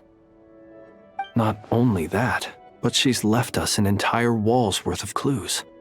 She even wrote down what would happen on Moon Prayer Night. It's just a shame we found it too late. I am here. Time in this place flows backwards. I am constantly moving forward. It sounds like she's found a way to influence the past using Kuvaki. But her future is our past. So, these words have been here ever since we defeated the Ray Hero Solnari. We just never discovered them. Which came first, the chicken or the egg? Do you ever mull over questions like that? Only when I'm in a good mood and at leisure. Well, I never do. Everything that has happened already belongs to the realm of fact. As a business person, and especially an intel broker, what I do is extrapolate from those facts to try and read the future. An admirable philosophy. It's a means of survival. Let's go. We have a wall's worth of clues to share with the others.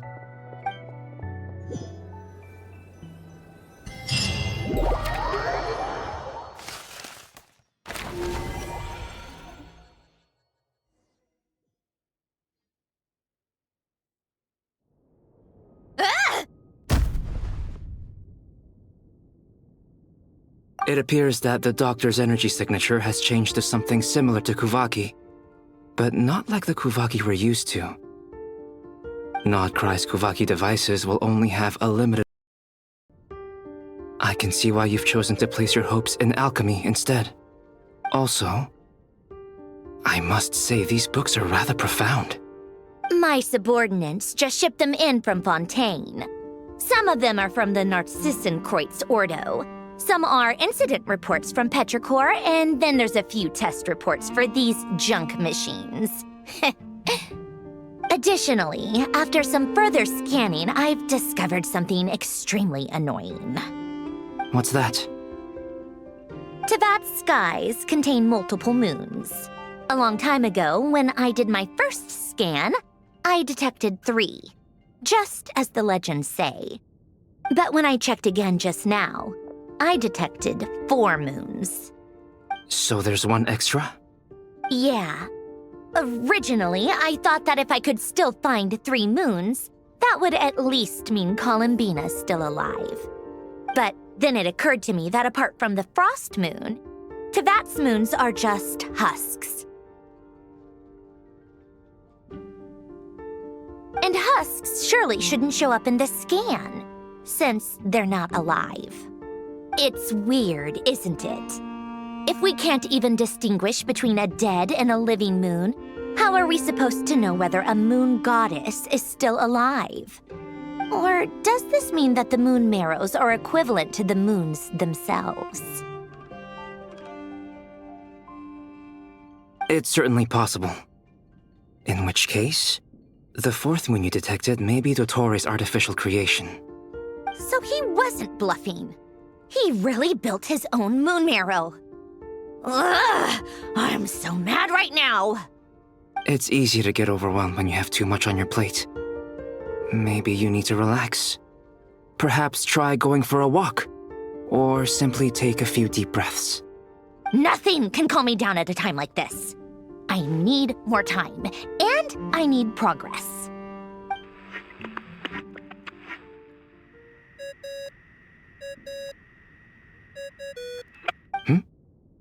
It's Mr. Flynn's. I really hate that ringing tone. Ugh. First the 4 orthants of the Narcissenkreuz, then moon marrows. Now what? Oh, sorry if we're disturbing you. Might I ask what's troubling you? What do you want? We're busy. Are you still at the Curatorium of Secrets? Yeah. Look, everyone else is still out, so there's no hurry. Plus, I'm busy, so I would appreciate if you gave me some space. Even though we have crucial intel to share? Fine, I'm listening. Do you intend to share it via the Dodo communication device? Ordinarily, I would, but this is a unique situation. I think it's best that we discuss it in person. See you at the curatorium.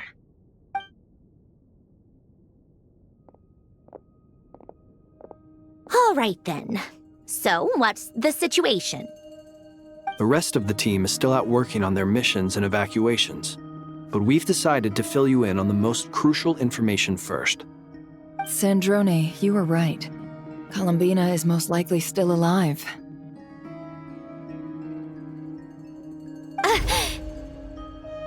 That's the best news we've received in a while, by a long way.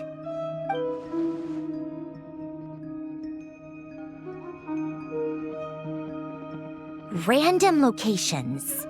Appearing in reverse order? Are you serious? So not dying isn't enough for the moon goddess, huh? She has to show off too. Anyway, does this mean we can deduce her condition from the moon marrows? Miss Sandrone, there's nothing wrong with simply admitting that you're happy to hear the good news. I'm not. And she's the least of our problems. We're facing a huge crisis. If she can't control the flow of time in there, she's just gonna keep moving backwards. Different points in time won't intersect, and she'll never find a way out. Let's say life begins with a drop of water. When did time begin? The moment this planet came into being? No, that's not right. Her final destination would be the moment at which the space she is in was created. But it doesn't seem like we can influence that space from the outside world. So how can we help her? Also, if she's alive, Rerir and Thalindis might be too. But as far as we know, neither of them have come back out. That space may not have an exit at all. I'm afraid I must concur with Miss Nefer in this.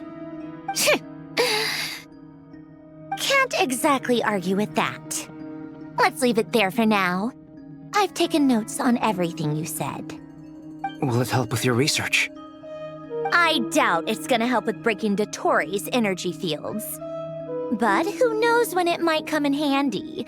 Better to have it all written down than try to remember everything when I need it. All right, I need to get back to my research. Mr. Albedo has made a lot of suggestions that will require my undivided attention. Sure, I'll stay here. I have things to work on.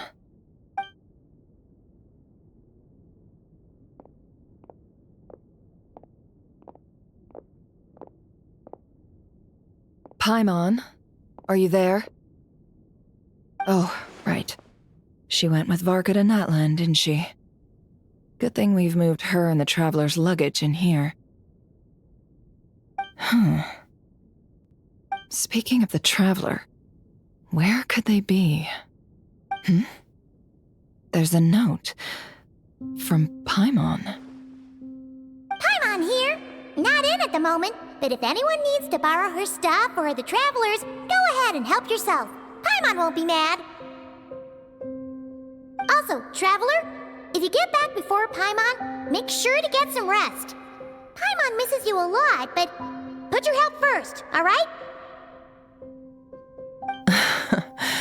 How sweet.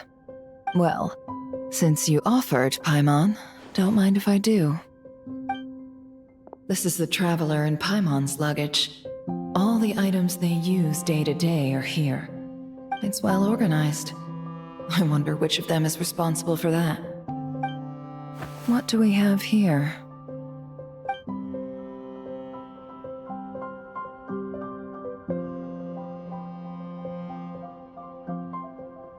The camera captured a special moment that can only occur between people who are close to one another.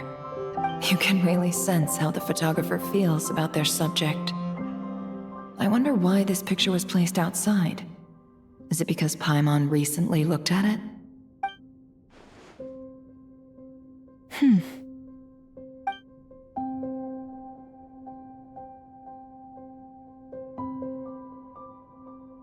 This must belong to the Traveler. Perfect. I'll use this. Hang in there. We'll find you.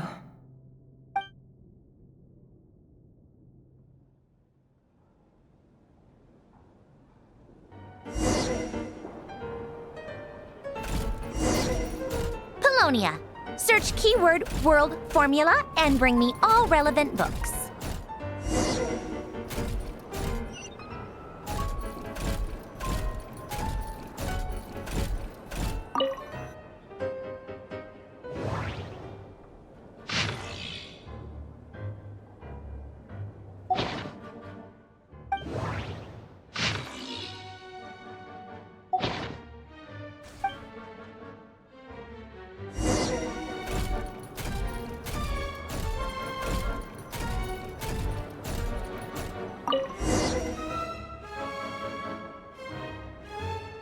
Let's see.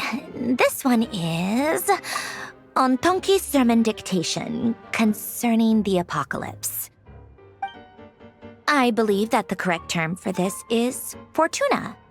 This was an ancient Romorian technology, a wisdom unparalleled. I never imagined that Romorian ideas would be so similar to the diagram I have named, the world formula. This is strong evidence that human civilization should gradually shed possibilities as it continues to explore and evolve. The end of humankind may well be upon us right now. The sparks of civilization shall run out unless we consider introducing variables from outside the system. Variables. Surely that can only mean one thing. Descenders? Dottore likely captured the Traveler because of his descender status. But the Three Moons' authority comes from the world itself. Why would Dottore need anything beyond that? Where does this variable factor in? The world formula calculates the fate of an entire world. Introducing a variable would therefore give us...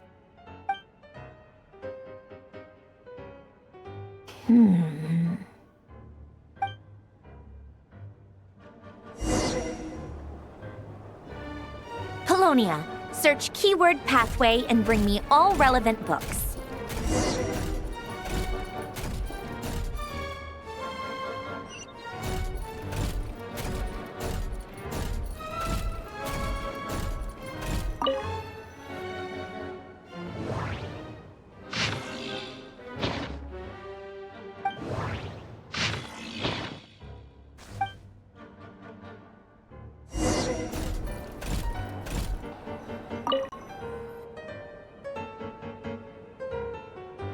Otonki Sermon Dictation. Explications on the Chemical Marriage. These titles are pretty esoteric. Observe and compute the pathway displayed in the guidance diagram. Deconstructing and reversing its effects could generate potential ideas. So, it's one of Renee's draft lectures. Deconstructing the pathway. I suppose that could lead to a breakthrough.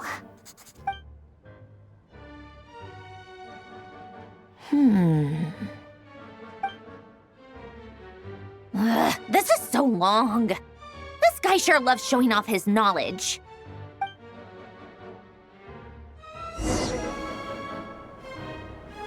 Polonia, search keyword tree model and bring me all relevant books.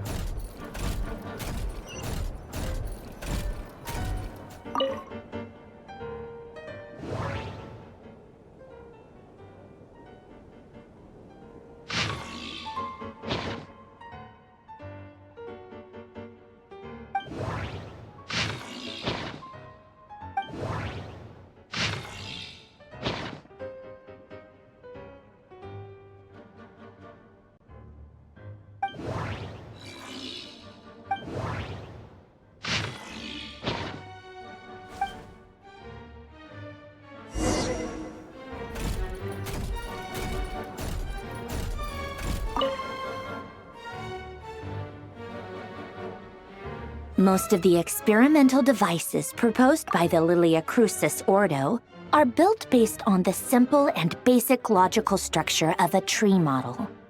Lilia crucis. Guess they were trying to cover up the name of the Narcissenkreuz Ordo? When Duke St. Germanus departed, he said, "It seems that there's no going back." Alas, he is only a genius when it comes to machines. In all other things, he is but ordinary. Excuse me? I'm sorry. That's just ridiculous. What kind of book is this? Great Detective Herlock, the Alchemist and the Clockwork Saint? Isn't this a novel? Come on. Still, the author swears that they knew Renee well. Whatever. I guess it's not beyond the realms of possibility that Renee would say nonsense like that on occasion. Memory, wishes, souls, and persona. Frankly, this sounds more like occultism, but if Albedo vouches for it, I suppose there must be some alchemical basis to these techniques. The way Alain Guillotin saw it, the world was comprised of machines. The universe needed machines, and thus his technologies were created. That's why I was born. René, his full name was René de Petrichor, if I recall correctly. Sounds like he and the town must be intricately connected. That place was also the source of most of our information regarding Remurian civilization. Seems like some of his projects were based on their technology. The cutting of souls and storing them in vessels. These seemingly unrelated techniques underpinned René's research. Assuming that the 4 orthants correspond to alchemical categories. The chemical marriage model?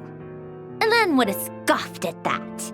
He never would have let those theories or parameters anywhere near his mathematical formulas.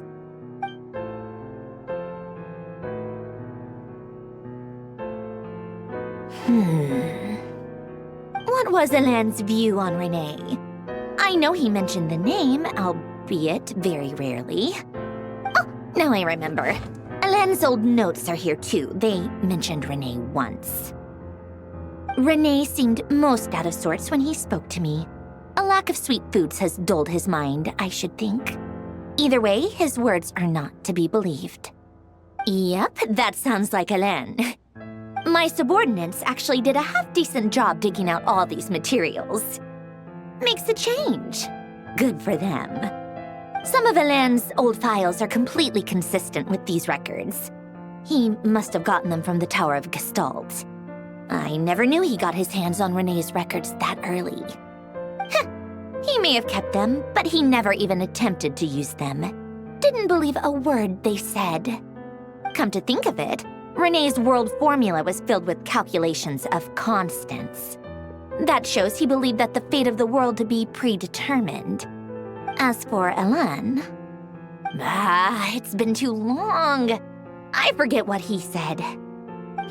What would he have said? A guy like him, fervent believer in machines, but not headstrong enough. The world can be changed. It is worth persevering. Yes, that's how he used to think at least. He created that procedure to save this world. Yet the scale of the world's fate proved too enormous. The result was beyond his ability to calculate. He died having never seen the outcome.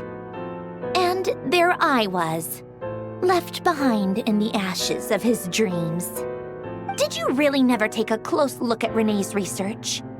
Or did you read it but deem his philosophy incompatible with your model? The very thought of trying to incorporate his ideas probably made you feel sick to the stomach. Well, don't worry, because there's a whole new category of lunatic in town. Next to Dottore, every other madman looks sane. You once asked me what I wished for. Should have asked him instead. He's the one pining for things you'd sooner die than witness.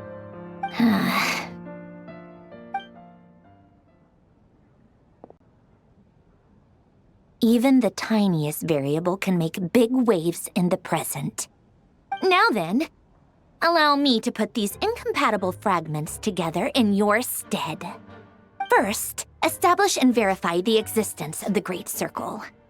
Absolute nihil on one end, absolute reality on the other. Now, search between these two extremes. Then, the construction criteria. Variables.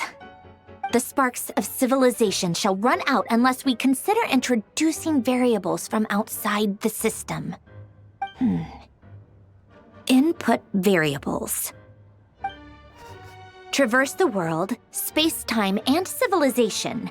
Then extract the essential nodes from the records to determine which variables they point to. The primordial power that differentiated itself from the void. The power of light. Yes, light. Records. Hyperborea. This is so horrendously complicated. After all that, I'm still missing a few variables. I need to think this through again. How do you think it looks, Polonia? Like the frenzied scrawlings of a madwoman?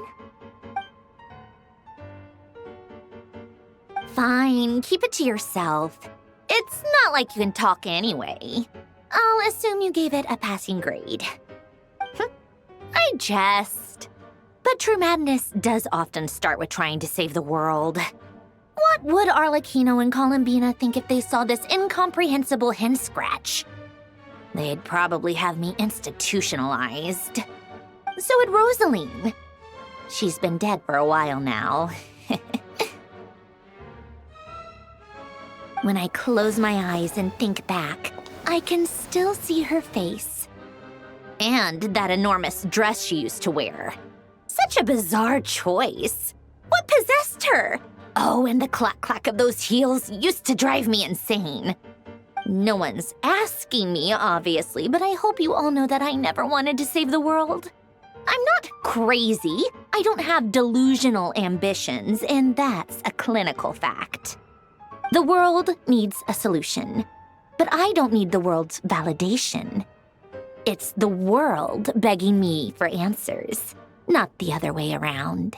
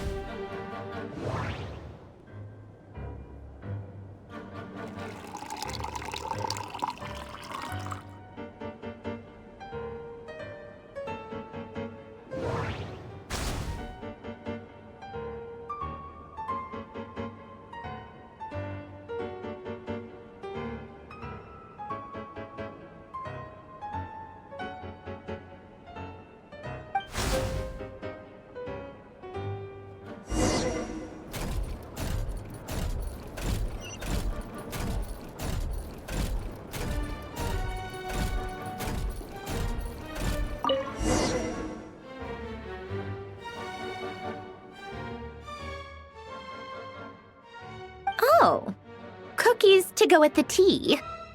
Let's see. They must be from that person who brought those documents. I see they're from Hotel de Boer. Something's written on the box. We are proud to present this homage to the Fortress of Meropede's fun-filled meal collection system. Fortune cookies. Have a lucky start to your day. Sounds like a dumb gimmick to me. Be early to bed and early to rise. Get plenty of sun and drink plenty of water. Then things will surely go well for you. What? Are you kidding me? Somehow I doubt that an early night and a glass of water is magically gonna save a world on the brink of existential peril.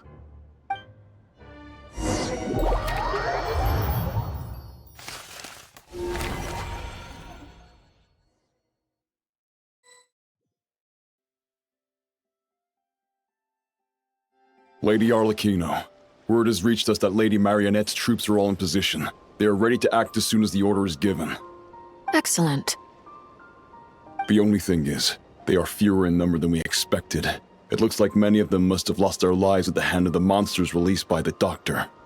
Can't be helped. Allow them to join our ranks, and keep in contact. As you wish.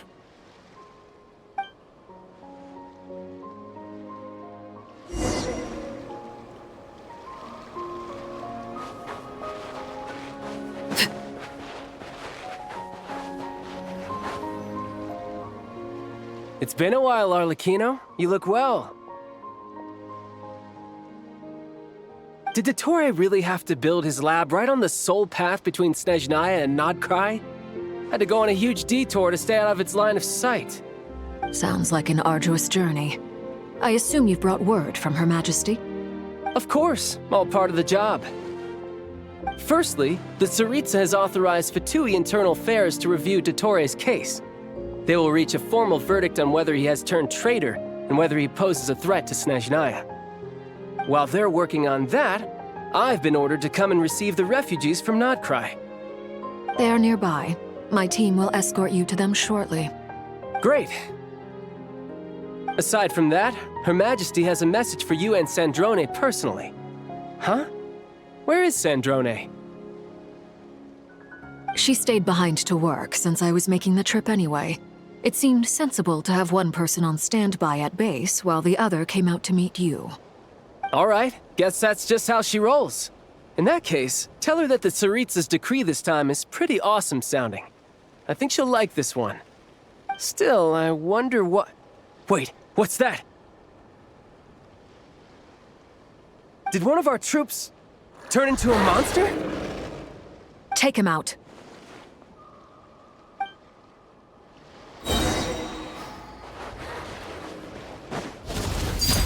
Transfixed!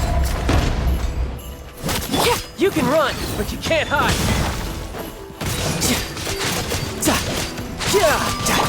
This is where you're going.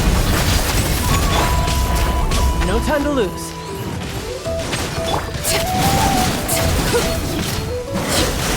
You've gotten stronger, Arlecchino. Nice. Stop that right now. I appreciate the praise, but I am not fighting you today. I knew it.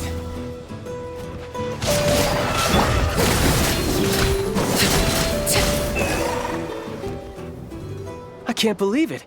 He was a living, breathing human one moment, and the next... Another fine piece of work by our dear colleague, I'm afraid. What in the world has been going on in Nodcry? A lot. But long story short, Dottore stole 2 moon marrows that should have belonged to Columbina, then built a 3rd moon marrow of his own to concentrate the Trilunar Authority in his hands. What? What do you mean he built a moon marrow? People build roads and houses, not moon marrows. What's his next DIY project? He's gonna build a god? You could stand to be less surprised. We are harbingers. The work we are engaged in makes the creation of gods seem mundane by comparison. I tell everyone who asks that you once crossed swords with Rex Lapis while serving as a key supporter for Rosaline's plan. But right now, you're acting like a common adventurer. Thanks for speaking up for me. Those 2 really took me for a ride back then. Then again, surely no common adventurer would manage to get tangled up with them the way I did. That's gotta count in my favor, right? It almost sounds like you wish to repeat the experience. I might have to lower my opinion of you. No. I'll stop talking. Please, go on. Dottore is currently still experimenting with his newfound power in ways that continue to corrode the outside world. As for the human mutation, I believe this is simply a consequence of his experiments, and not a strategic move. That radiant beast was once a subordinate of Sandrone's. I suspect he was only allowed to live so that he could become an experimental subject. Also, those of us who fought Dottore have been afflicted with a curse. As such, I cannot leave Nodcry. This is so much worse than I thought. No wonder Her Majesty's decree is so extreme. While these exceptional circumstances persist, the Harbingers are hereby authorized to use unilateral executive powers. Should Dottore pose a threat, Arlecchino and Sandrone are permitted to eliminate him. My thanks to Her Majesty. I will pass these good tidings on to Sandrone. Her Majesty has also declared that she will refrain from launching an attack on the now evacuated Nodcry due to the presence of unretrieved research material. A wise decision. By the way, how's my old partner doing? I'm assuming they're with you? Partner? You mean the Traveler? I'm afraid I have bad news. He was captured after our failed assault into Torre's lab. His whereabouts are currently unknown. What? Why? Since when does Dottore have a bone to pick with him? That is indeed the question. I'm not sure he does. He must have some other goal in mind. This won't do. I have to rescue him. You can't. We have no idea where the Traveler is. What am I supposed to do then? Stand here twiddling my thumbs? Sandrone is working on it. The best thing you can do right now is complete your mission. Fine. I guess I'll leave this to you then. One last thing. Tell the Rooster to get the message out to the gods and citizens of every nation in Tevat. Beware. An uncontrollable pollution is spreading forth from Nodcry. The source of that pollution is a madman drunk on the success of his experiments. The Fatui and our allies will endeavor to contain the threat. However, if Nodcry falls, things are likely to escalate. Considering Dottore is one of our own, all Fatui stationed in Nodcry consider it our duty to stay and fight him to the bitter end. Whatever the cost. Hey, don't be too pessimistic. If it comes to it, I'm sure Her Majesty won't stand by and do nothing. I hope you're right.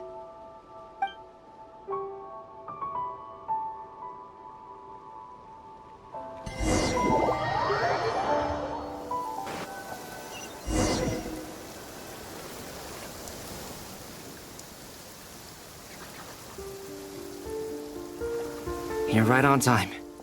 Thanks. Hey, do you think I'll get that gliding exam exemption? I made sure I was on my best behavior in Mondstadt. I landed well outside the city and walked in through the gates. I'll help you apply, don't worry. For now, let's see what we have here. What are the doctor's energy fields even made from? The usual attract and repel principles that govern Kuvaki don't seem to apply to them. They are very mysterious. But ultimately, they appear to be comprised of energies from the three realms. Thanks to research by Master in the Hexen Circle, we know that Tevat's 7 elements are derived from the more primordial power of the Light Realm, which is antagonistic with the power of the Void Realm. Since you have the power of the Dragon Durin within you, I'm sure you can already tell that this energy field contains no abyssal energy. That's true. It's not abyssal energy. It's something pure, wild, and untamed. I've been thinking about something. Do you still remember the device that Dory supplied from the Academia when you and Miss Columbina fought Rarier? That was one of the most marvelous feats of ingenuity I've ever seen.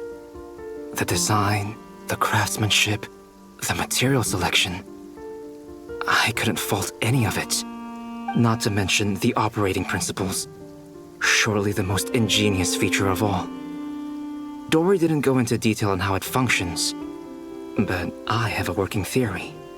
The clue was that Miss Columbina was somehow able to use the pyro energy that you provided, despite the fact that, as a moon goddess, she should only be able to use light realm energy in principle. Now, all elemental energy is, of course, derived from light realm energy to begin with. Hence, I suspect that the device works by restoring elemental energy to its original state. This presumes a theoretical model of the 7 elements akin to that of light refracted through a prism. Perhaps it is no mere analogy. Maybe there is indeed a prism in this model. I almost wonder if the idea for the device was conceived based on direct observations of said prism. It would explain how such an ironclad design concept was achieved. It is at once a masterwork of engineering and a groundbreaking application of the Academia's latest elemental theories. I suspect only Lesser Lord Kusanali herself could have devised such an ambitious technology. But back to the energy field before us. If this is pure light realm energy, its relation to elemental energy is one of integration versus division. Or you could say that the former contains the latter. Could this mean that elemental energy can dilute the power of the light realm? Should we give it a try? We should.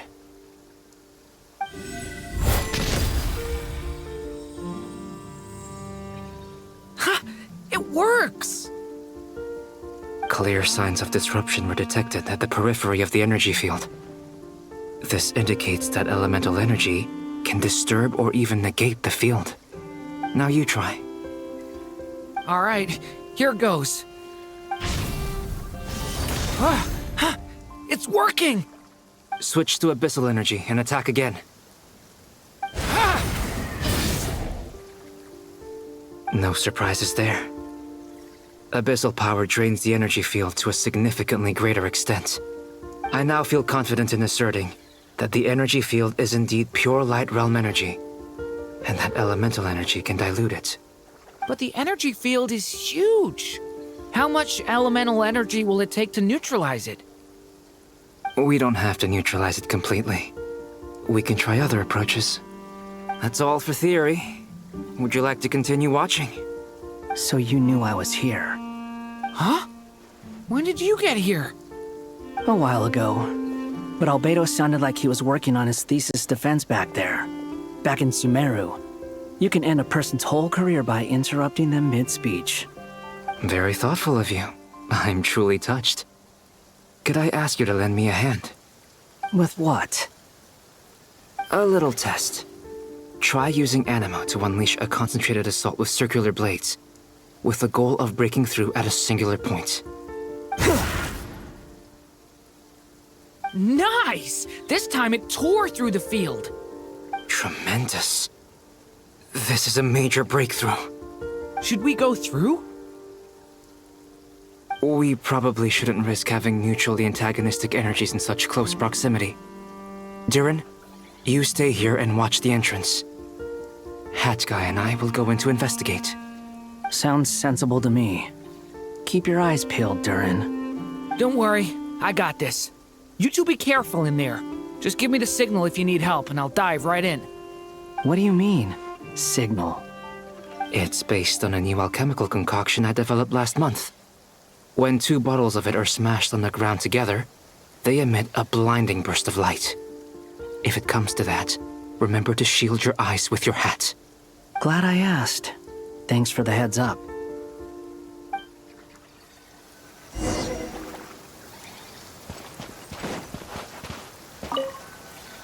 Like I thought. Beyond a certain distance, we can't see the opening where we came in. Maybe that's to prevent people from escaping. Sounds like Dottore style to me. Not much has changed. Things are basically the same here as they were before the energy field appeared. They have no heartbeat and they're not breathing. We can only assume they're dead. But there are no visible wounds. Also, there's an animal squatting next to each body. It's watching us. That's not an animal's gaze. What are you trying to tell us? Doesn't seem eager to talk. I guess maybe it's just an animal after all. Let's keep looking around.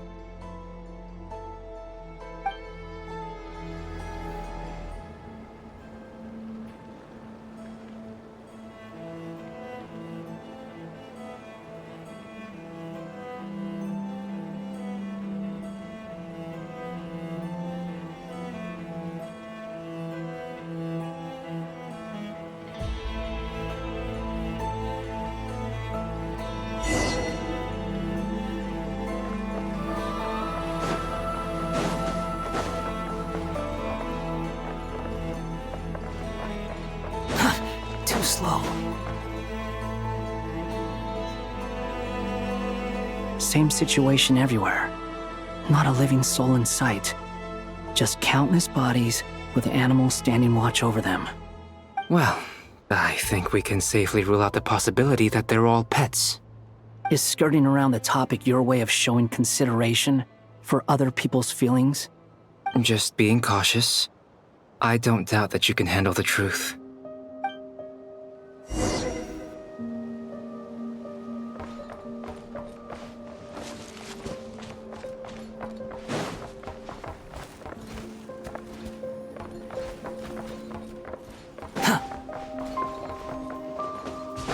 Careful.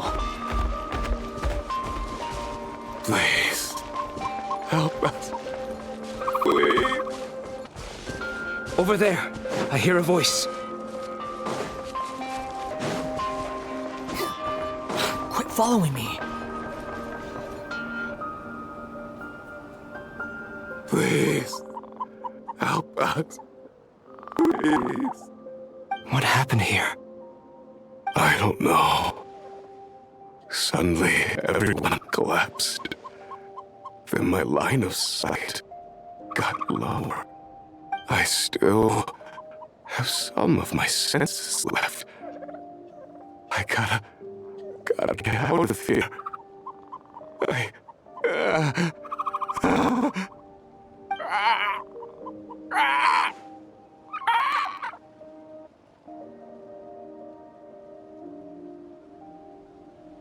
It looks like there's a huge experiment going on inside this energy field. Maybe each energy field is its own giant experiment. Vile. He's swapping human minds with those of animals.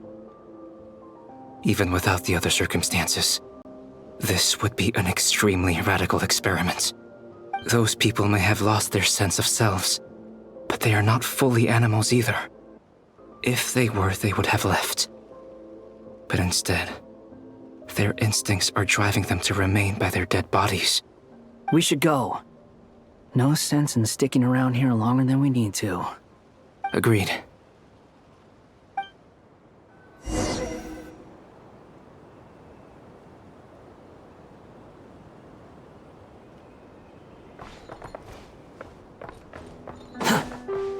Quit following me.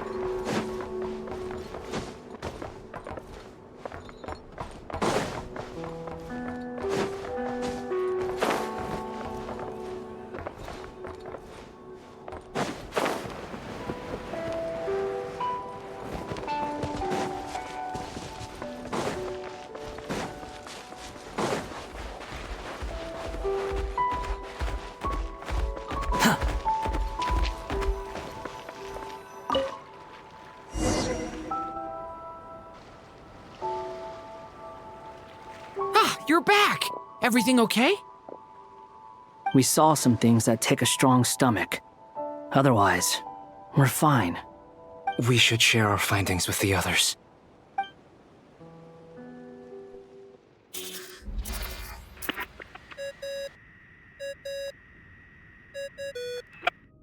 Yes? Who is it? Miss Nefer, it's me, Albedo. We found a way to break through the energy fields. With enough control, it's possible to tear them open using elemental energy. Also, we managed to take a look inside. Dottore is carrying out his cruel experiments on an immense scale. Any residents who have failed to evacuate in time will likely meet a grisly end. Sounds like he's living down to our expectations. Might I ask how things are proceeding on your end? I'm just about to get started. I'll be in touch once I have a result. Understood. Stay safe. I will.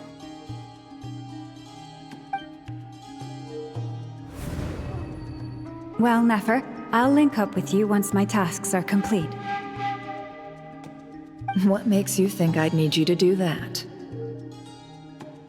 I'll need it. And considering the way you approach certain matters, I think you'll be better off with me present.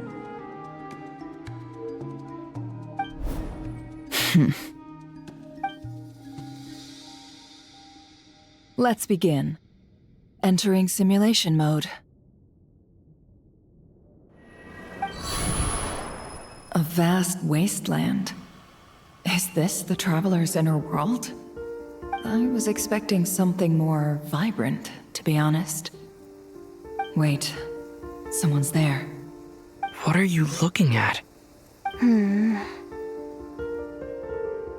In that case, I'll look at it with you. I want to know all about everything you've seen and experienced. Is there somewhere I should return to? Or should I stay here and be the hero everyone says I am? I don't dislike my current life. Roaming the land, fighting battles, accomplishing missions, earning a living, looking after Paimon. It's not so bad.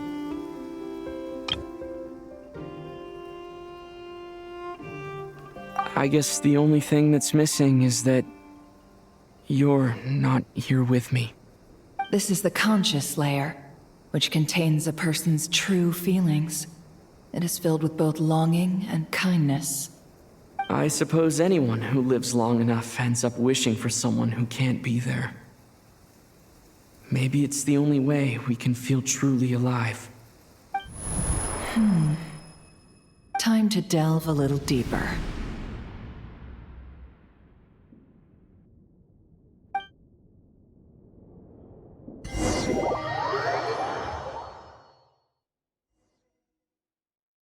Nasha Town is hardly the optimal choice for a place to live, but it has character and a reasonable population density. What are you trying to say? Oh, don't be nervous. I was just thinking where might make a good starting point for your journey. Perhaps I should send you further afield. Conria, perhaps. Conria ceased to exist long ago. Once again, you fail to understand the possibilities that the Tri-Lune creates. Anything that has existed in the past, I can now recreate. You simply do not wish to see that happen. That might be because you miss your sibling and fear getting answers that you are not ready to learn. But this is not for me to judge. If we are to collaborate, we need to maintain an amicable relationship. In a moment, you will be able to... Oh no. What are you...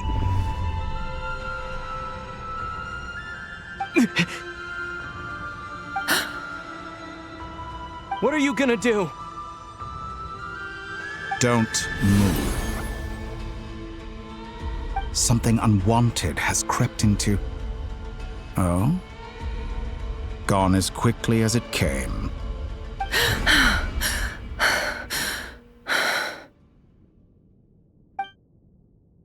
Did you save me? If I hadn't cut the connection, Dottore might have caught you from the other side and destroyed you. This was a good idea, but once is plenty. You were exceptionally brave. Excellent work. Thanks, but now's not the time for that.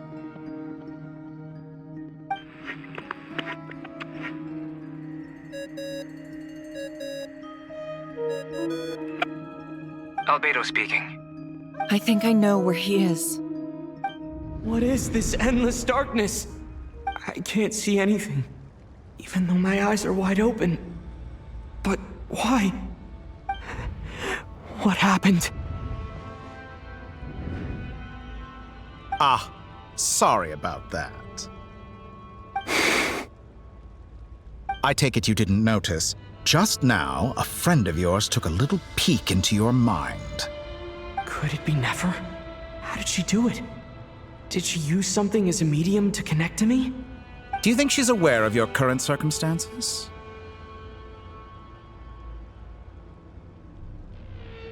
Oh dear. Have I stunned you into silence?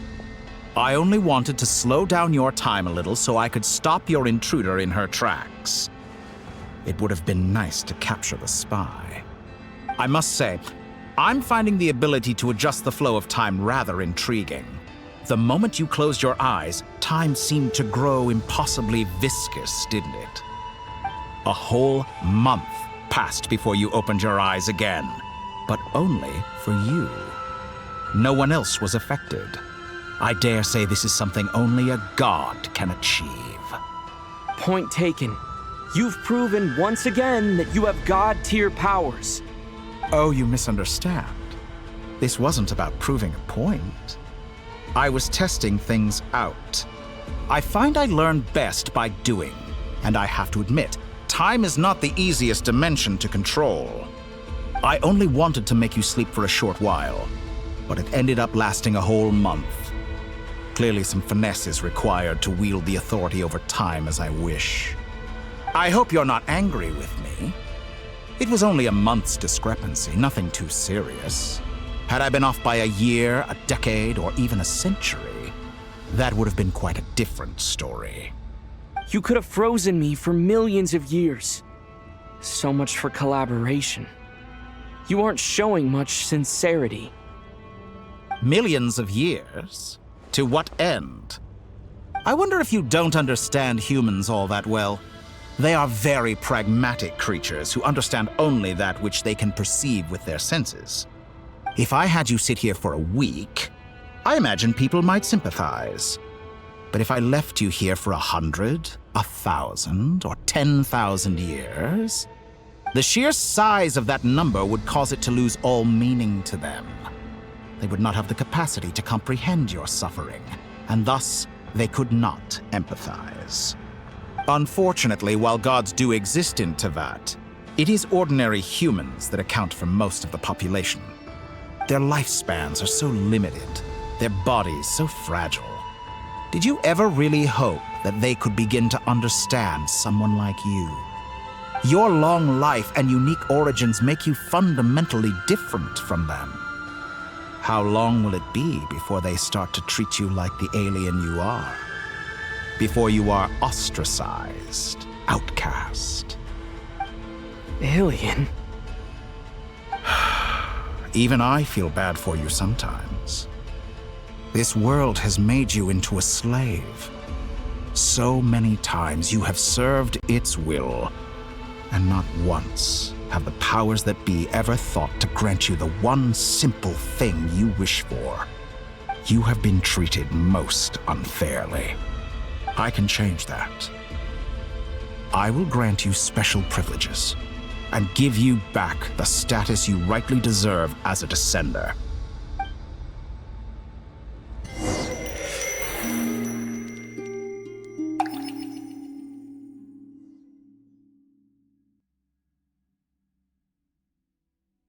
I've entered the past 3 times at this point, but I still have so many questions.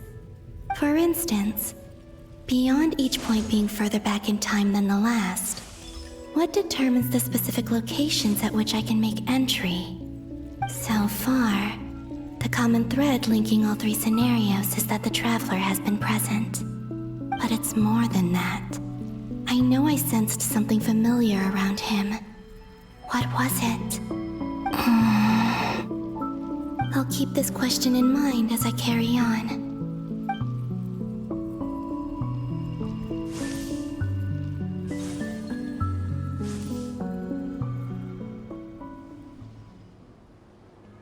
Humans, you never change.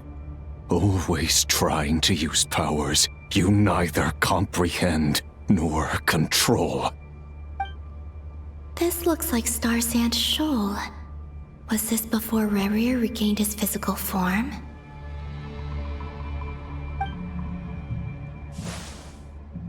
You've messed with the cannon again, huh? Sorry, but this round's not gonna go your way. The cannon. That's right. I was at Silvermoon Hall and I sensed an abnormal Kuvaki fluctuation coming from Nasha Town. And right after that, came an ominous power emanating from Star Sand Shoal. My body was once torn into countless pieces and hurled into the swirling chaos of time itself. But even so, my life and will were not extinguished. I wonder if I could try to prevent his resurrection. But how would I do it? What can I do, here and now? Traveler! Behind you! Look at that light!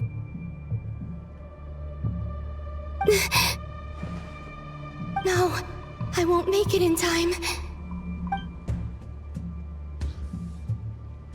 He's using the Kuvaki shield, like I taught him. Is he going to use it to block the cannon's beam? He's strong. I'm sure he can manage, but the force released when the beam impacts the shield might lead to collateral damage. Easy Island. The Frost Moon Scions will be exposed to lethal levels of Kuvaki. A question, if I may, kind Miss Columbina. When the cannon's Kuvaki beam was deflected earlier, I saw several bolts of energy streak toward Hisi Island, only to be blocked. Did you also have a hand in that? Maybe that really was me after all. Well, future me. But I don't know if I have enough power left. Sigi sato pasa sais, niti ipotuvtos. There's no time. Osestikos paratini tiranto risuiku, topieto aithion veraton. I have to make it. Oh, Frost Moon. Oh, great land. Oh, slumbering moonlight of Nodcry. If you can hear me, if you can sense my call, then please, heed me once more!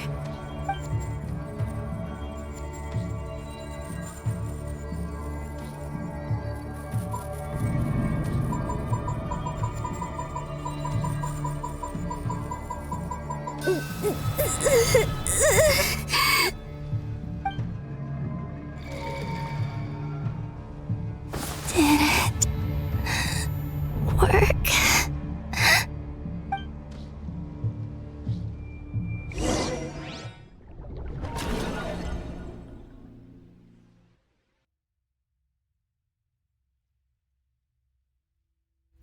Hey, wake up. Hey, did you hear me? Columbina, I said wake up now! Oh, good morning, Sandrone. It's 3 in the afternoon, actually. And could you kindly not use my quarters as your personal nap room next time? But I feel so safe here. And your coffee, right? It's so bitter, but it smells lovely. It's like you were raised by wolves in a forest or something. What did you drink growing up? Grass tea? The Frost Moon Scions certainly led a more frugal existence than the Fatui. Then I'll bet you've never eaten one of these before. It smells delicious. That's because it's a Fontanian recipe. I had a little free time today, so I made a batch. Rosaline will be here shortly, but if you really can't wait, I guess you can go ahead and... Hey, at least let me finish before you start eating! Did the Frost Moon Scions not teach you basic table manners? Or did the rules not apply to you because you're the high and mighty moon goddess? These are so tasty. Of course they are. I made them. I was worried they might contain traces of machine oil. What?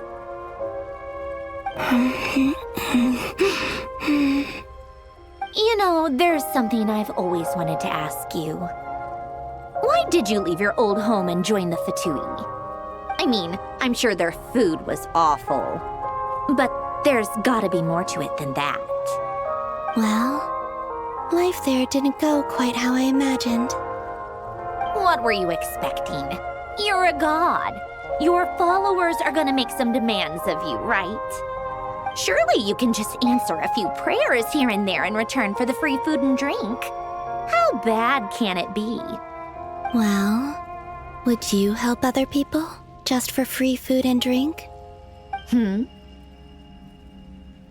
The doctor told me that you were created by a great mechanic, Lord something Fisher. The Lord Artificer. Ugh, some people can't keep their mouths shut. Oh, Lord Artificer. And didn't he have something to do with the, narcissist? Narcissenkreuz Ordo. Yes, that was it. Narcissenkreuz Ordo. So, would you try to fulfill their wishes? You must be joking. I wouldn't go even if they paid me. I don't even know them. Exactly. Well, I felt the same way. I did not know the people who made demands of me. What do you know? We're on the same page for once. In his later years, Alan did ask me if there was anything I wanted to do. If I had any wishes of my own. Well, I don't. And I'm not in any mood to fulfill someone else's either. Who's Alain? He was the... You know what? Never mind. You're not gonna remember. Anyway, the point I'm trying to make is, neither of us is the self-sacrificing type. Let me ask you this. What sort of place would you like to live in, if you could choose? A place where people don't ask me for things I cannot give them. Where they don't worship me, or fear me, but just want to chat with me like a normal person. I'd also like the freedom to come and go as I please.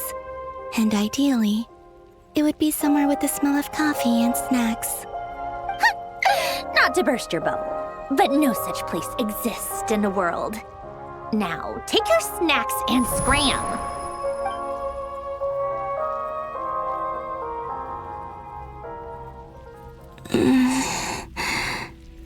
Did I pass out? Of course. I'm back here again. I dreamed of events from my past. Sandrone. Traveler. I miss you all so much. Back there. I guess I managed to harness all the Kuvaki energy on Hisi Island. But how did I do it? Time is flowing backwards here, and I can use that familiar power to enter the world of the past. That mystery ally everyone talked about. It was me all along. I can sense that there isn't much more power remaining up ahead. What lies at the end of all of this? Will time keep flowing into the past? And will I ever find my way back?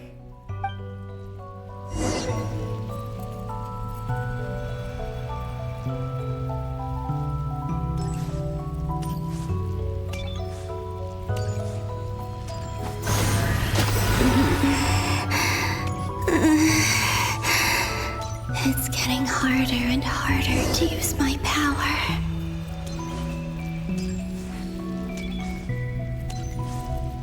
I'm no match for the Abyss in this state. I need to avoid the contaminated fragments.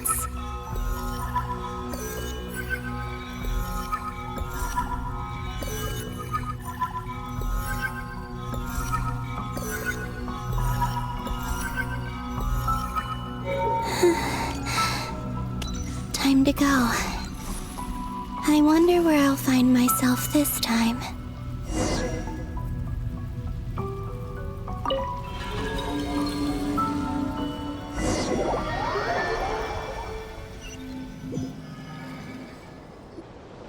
The Final Night Cemetery. This is where Flint's is based. Or not! How are we supposed to read through this many files? Difficult, yes, but it is also our most efficient option. Seems like they're searching for information. Oh, I remember. Flint's and Varga talked about some files on the Wild Hunt. Was this my doing too? To expose the true intentions of this Rarir, we need to dive into Notcry's history. Are my actions changing the past? Or are they simply completing a process? Is all of this inevitable? Or am I the one making these decisions? If I choose not to help them now, will it change how things turn out? Hope we don't land on our heads then. They're my friends. I can't not help them.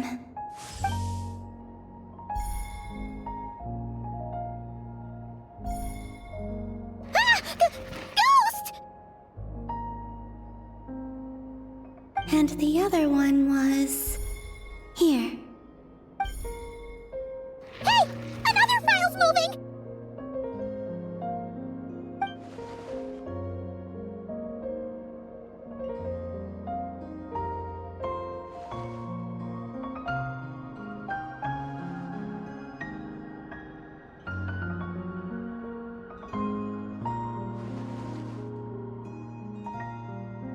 That should do it.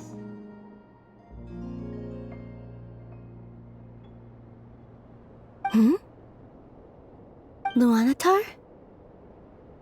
You can sense my presence? Wait!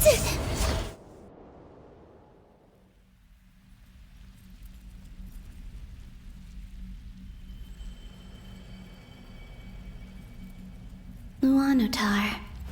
So she's that familiar presence I've been sensing all along. She's always been by the Traveler's side. That explains why the Traveler has been there each time I've entered the past.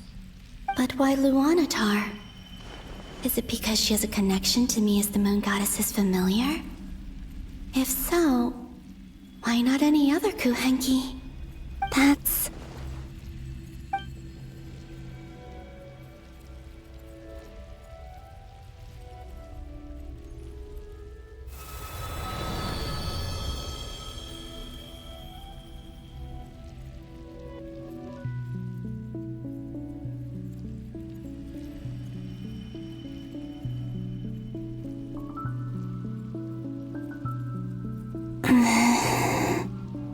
I cannot sense any power up ahead. Just a void, stretching out into infinity. This is likely my final chance to enter the past. It's now or never. I have to find a way back.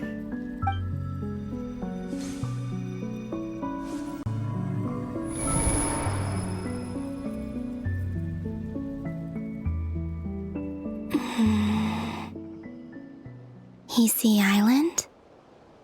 How far back in time is this? Where's Luanatar? I can't sense her presence this time. Oh, seeing Enefa and Aino reunited like that sure was heartwarming. Traveler, Paimon. No, stay calm. I don't have much power left to change things. I don't even have that much time left here. Think, Columbina. How do I find a way back? A way back... to where? Do I go back to Moon Prayer Night? Or to the future that followed? And if I return in my current state, what will become of me then? Dotori's actions that day proved that he'd been planning that for a long time. He had already seized the power of 2 moon marrows before capturing me. Even if I managed to get back, how can I fight against him when he wields the Tri-Lune Authority? I can't. If I go back like this, I'll be playing right into his hands. I have to find some way of rivaling the power he has usurped. Wait. Time flowing backwards. The Tri-Lune Authority. Does that mean... I think I know what the final destination of this lunar reflection might be. I know what I must do. Speaking of homes, we must already be close to where the Frost Moon Scions live. The vibe here feels different, just like the scenery. But how do I communicate my plan to my friends? Should I write it down here? No. Someone else will see it. I need something with a close connection to me. Something I can use as a medium to tell them what's happened to me in here.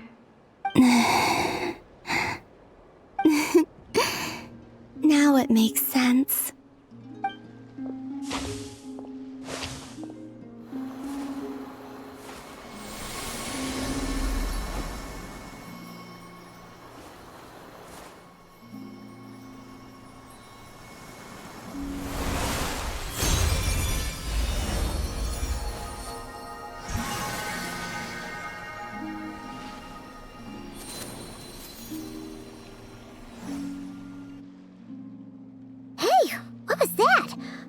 like some sort of breeze blew by, and then the petals suddenly turned into... Huh? It was I who brought Luanatar into being. I gave up a piece of my own soul to create her. That's why I could sense a familiar power from the moment I entered this space. It also explains why she's been present in every past location that I've entered. Because we have a deep connection. Hey there! What's your name? And the reason why there are no more gates to the past after this point is that Luanatar hadn't been born then. No wonder I sensed the trace of a blessing when we first met. But I still didn't recognize the soul hidden within you. Back then, I was just a little lost dove. I had yet to become Columbina Hyposelenia. Go on now. We've got stuff to do. Best you find someone else to hang out with. Hey, you scared it off. I'll be counting on you. Remember to stay by the traveler's side, guide him, and help him in my stead. Oh, and bring him to the garden where the moon prayer blossoms grow. There's a little lost dove there who will need his help.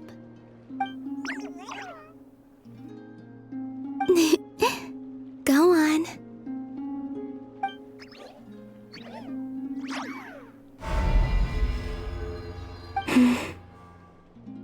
You too.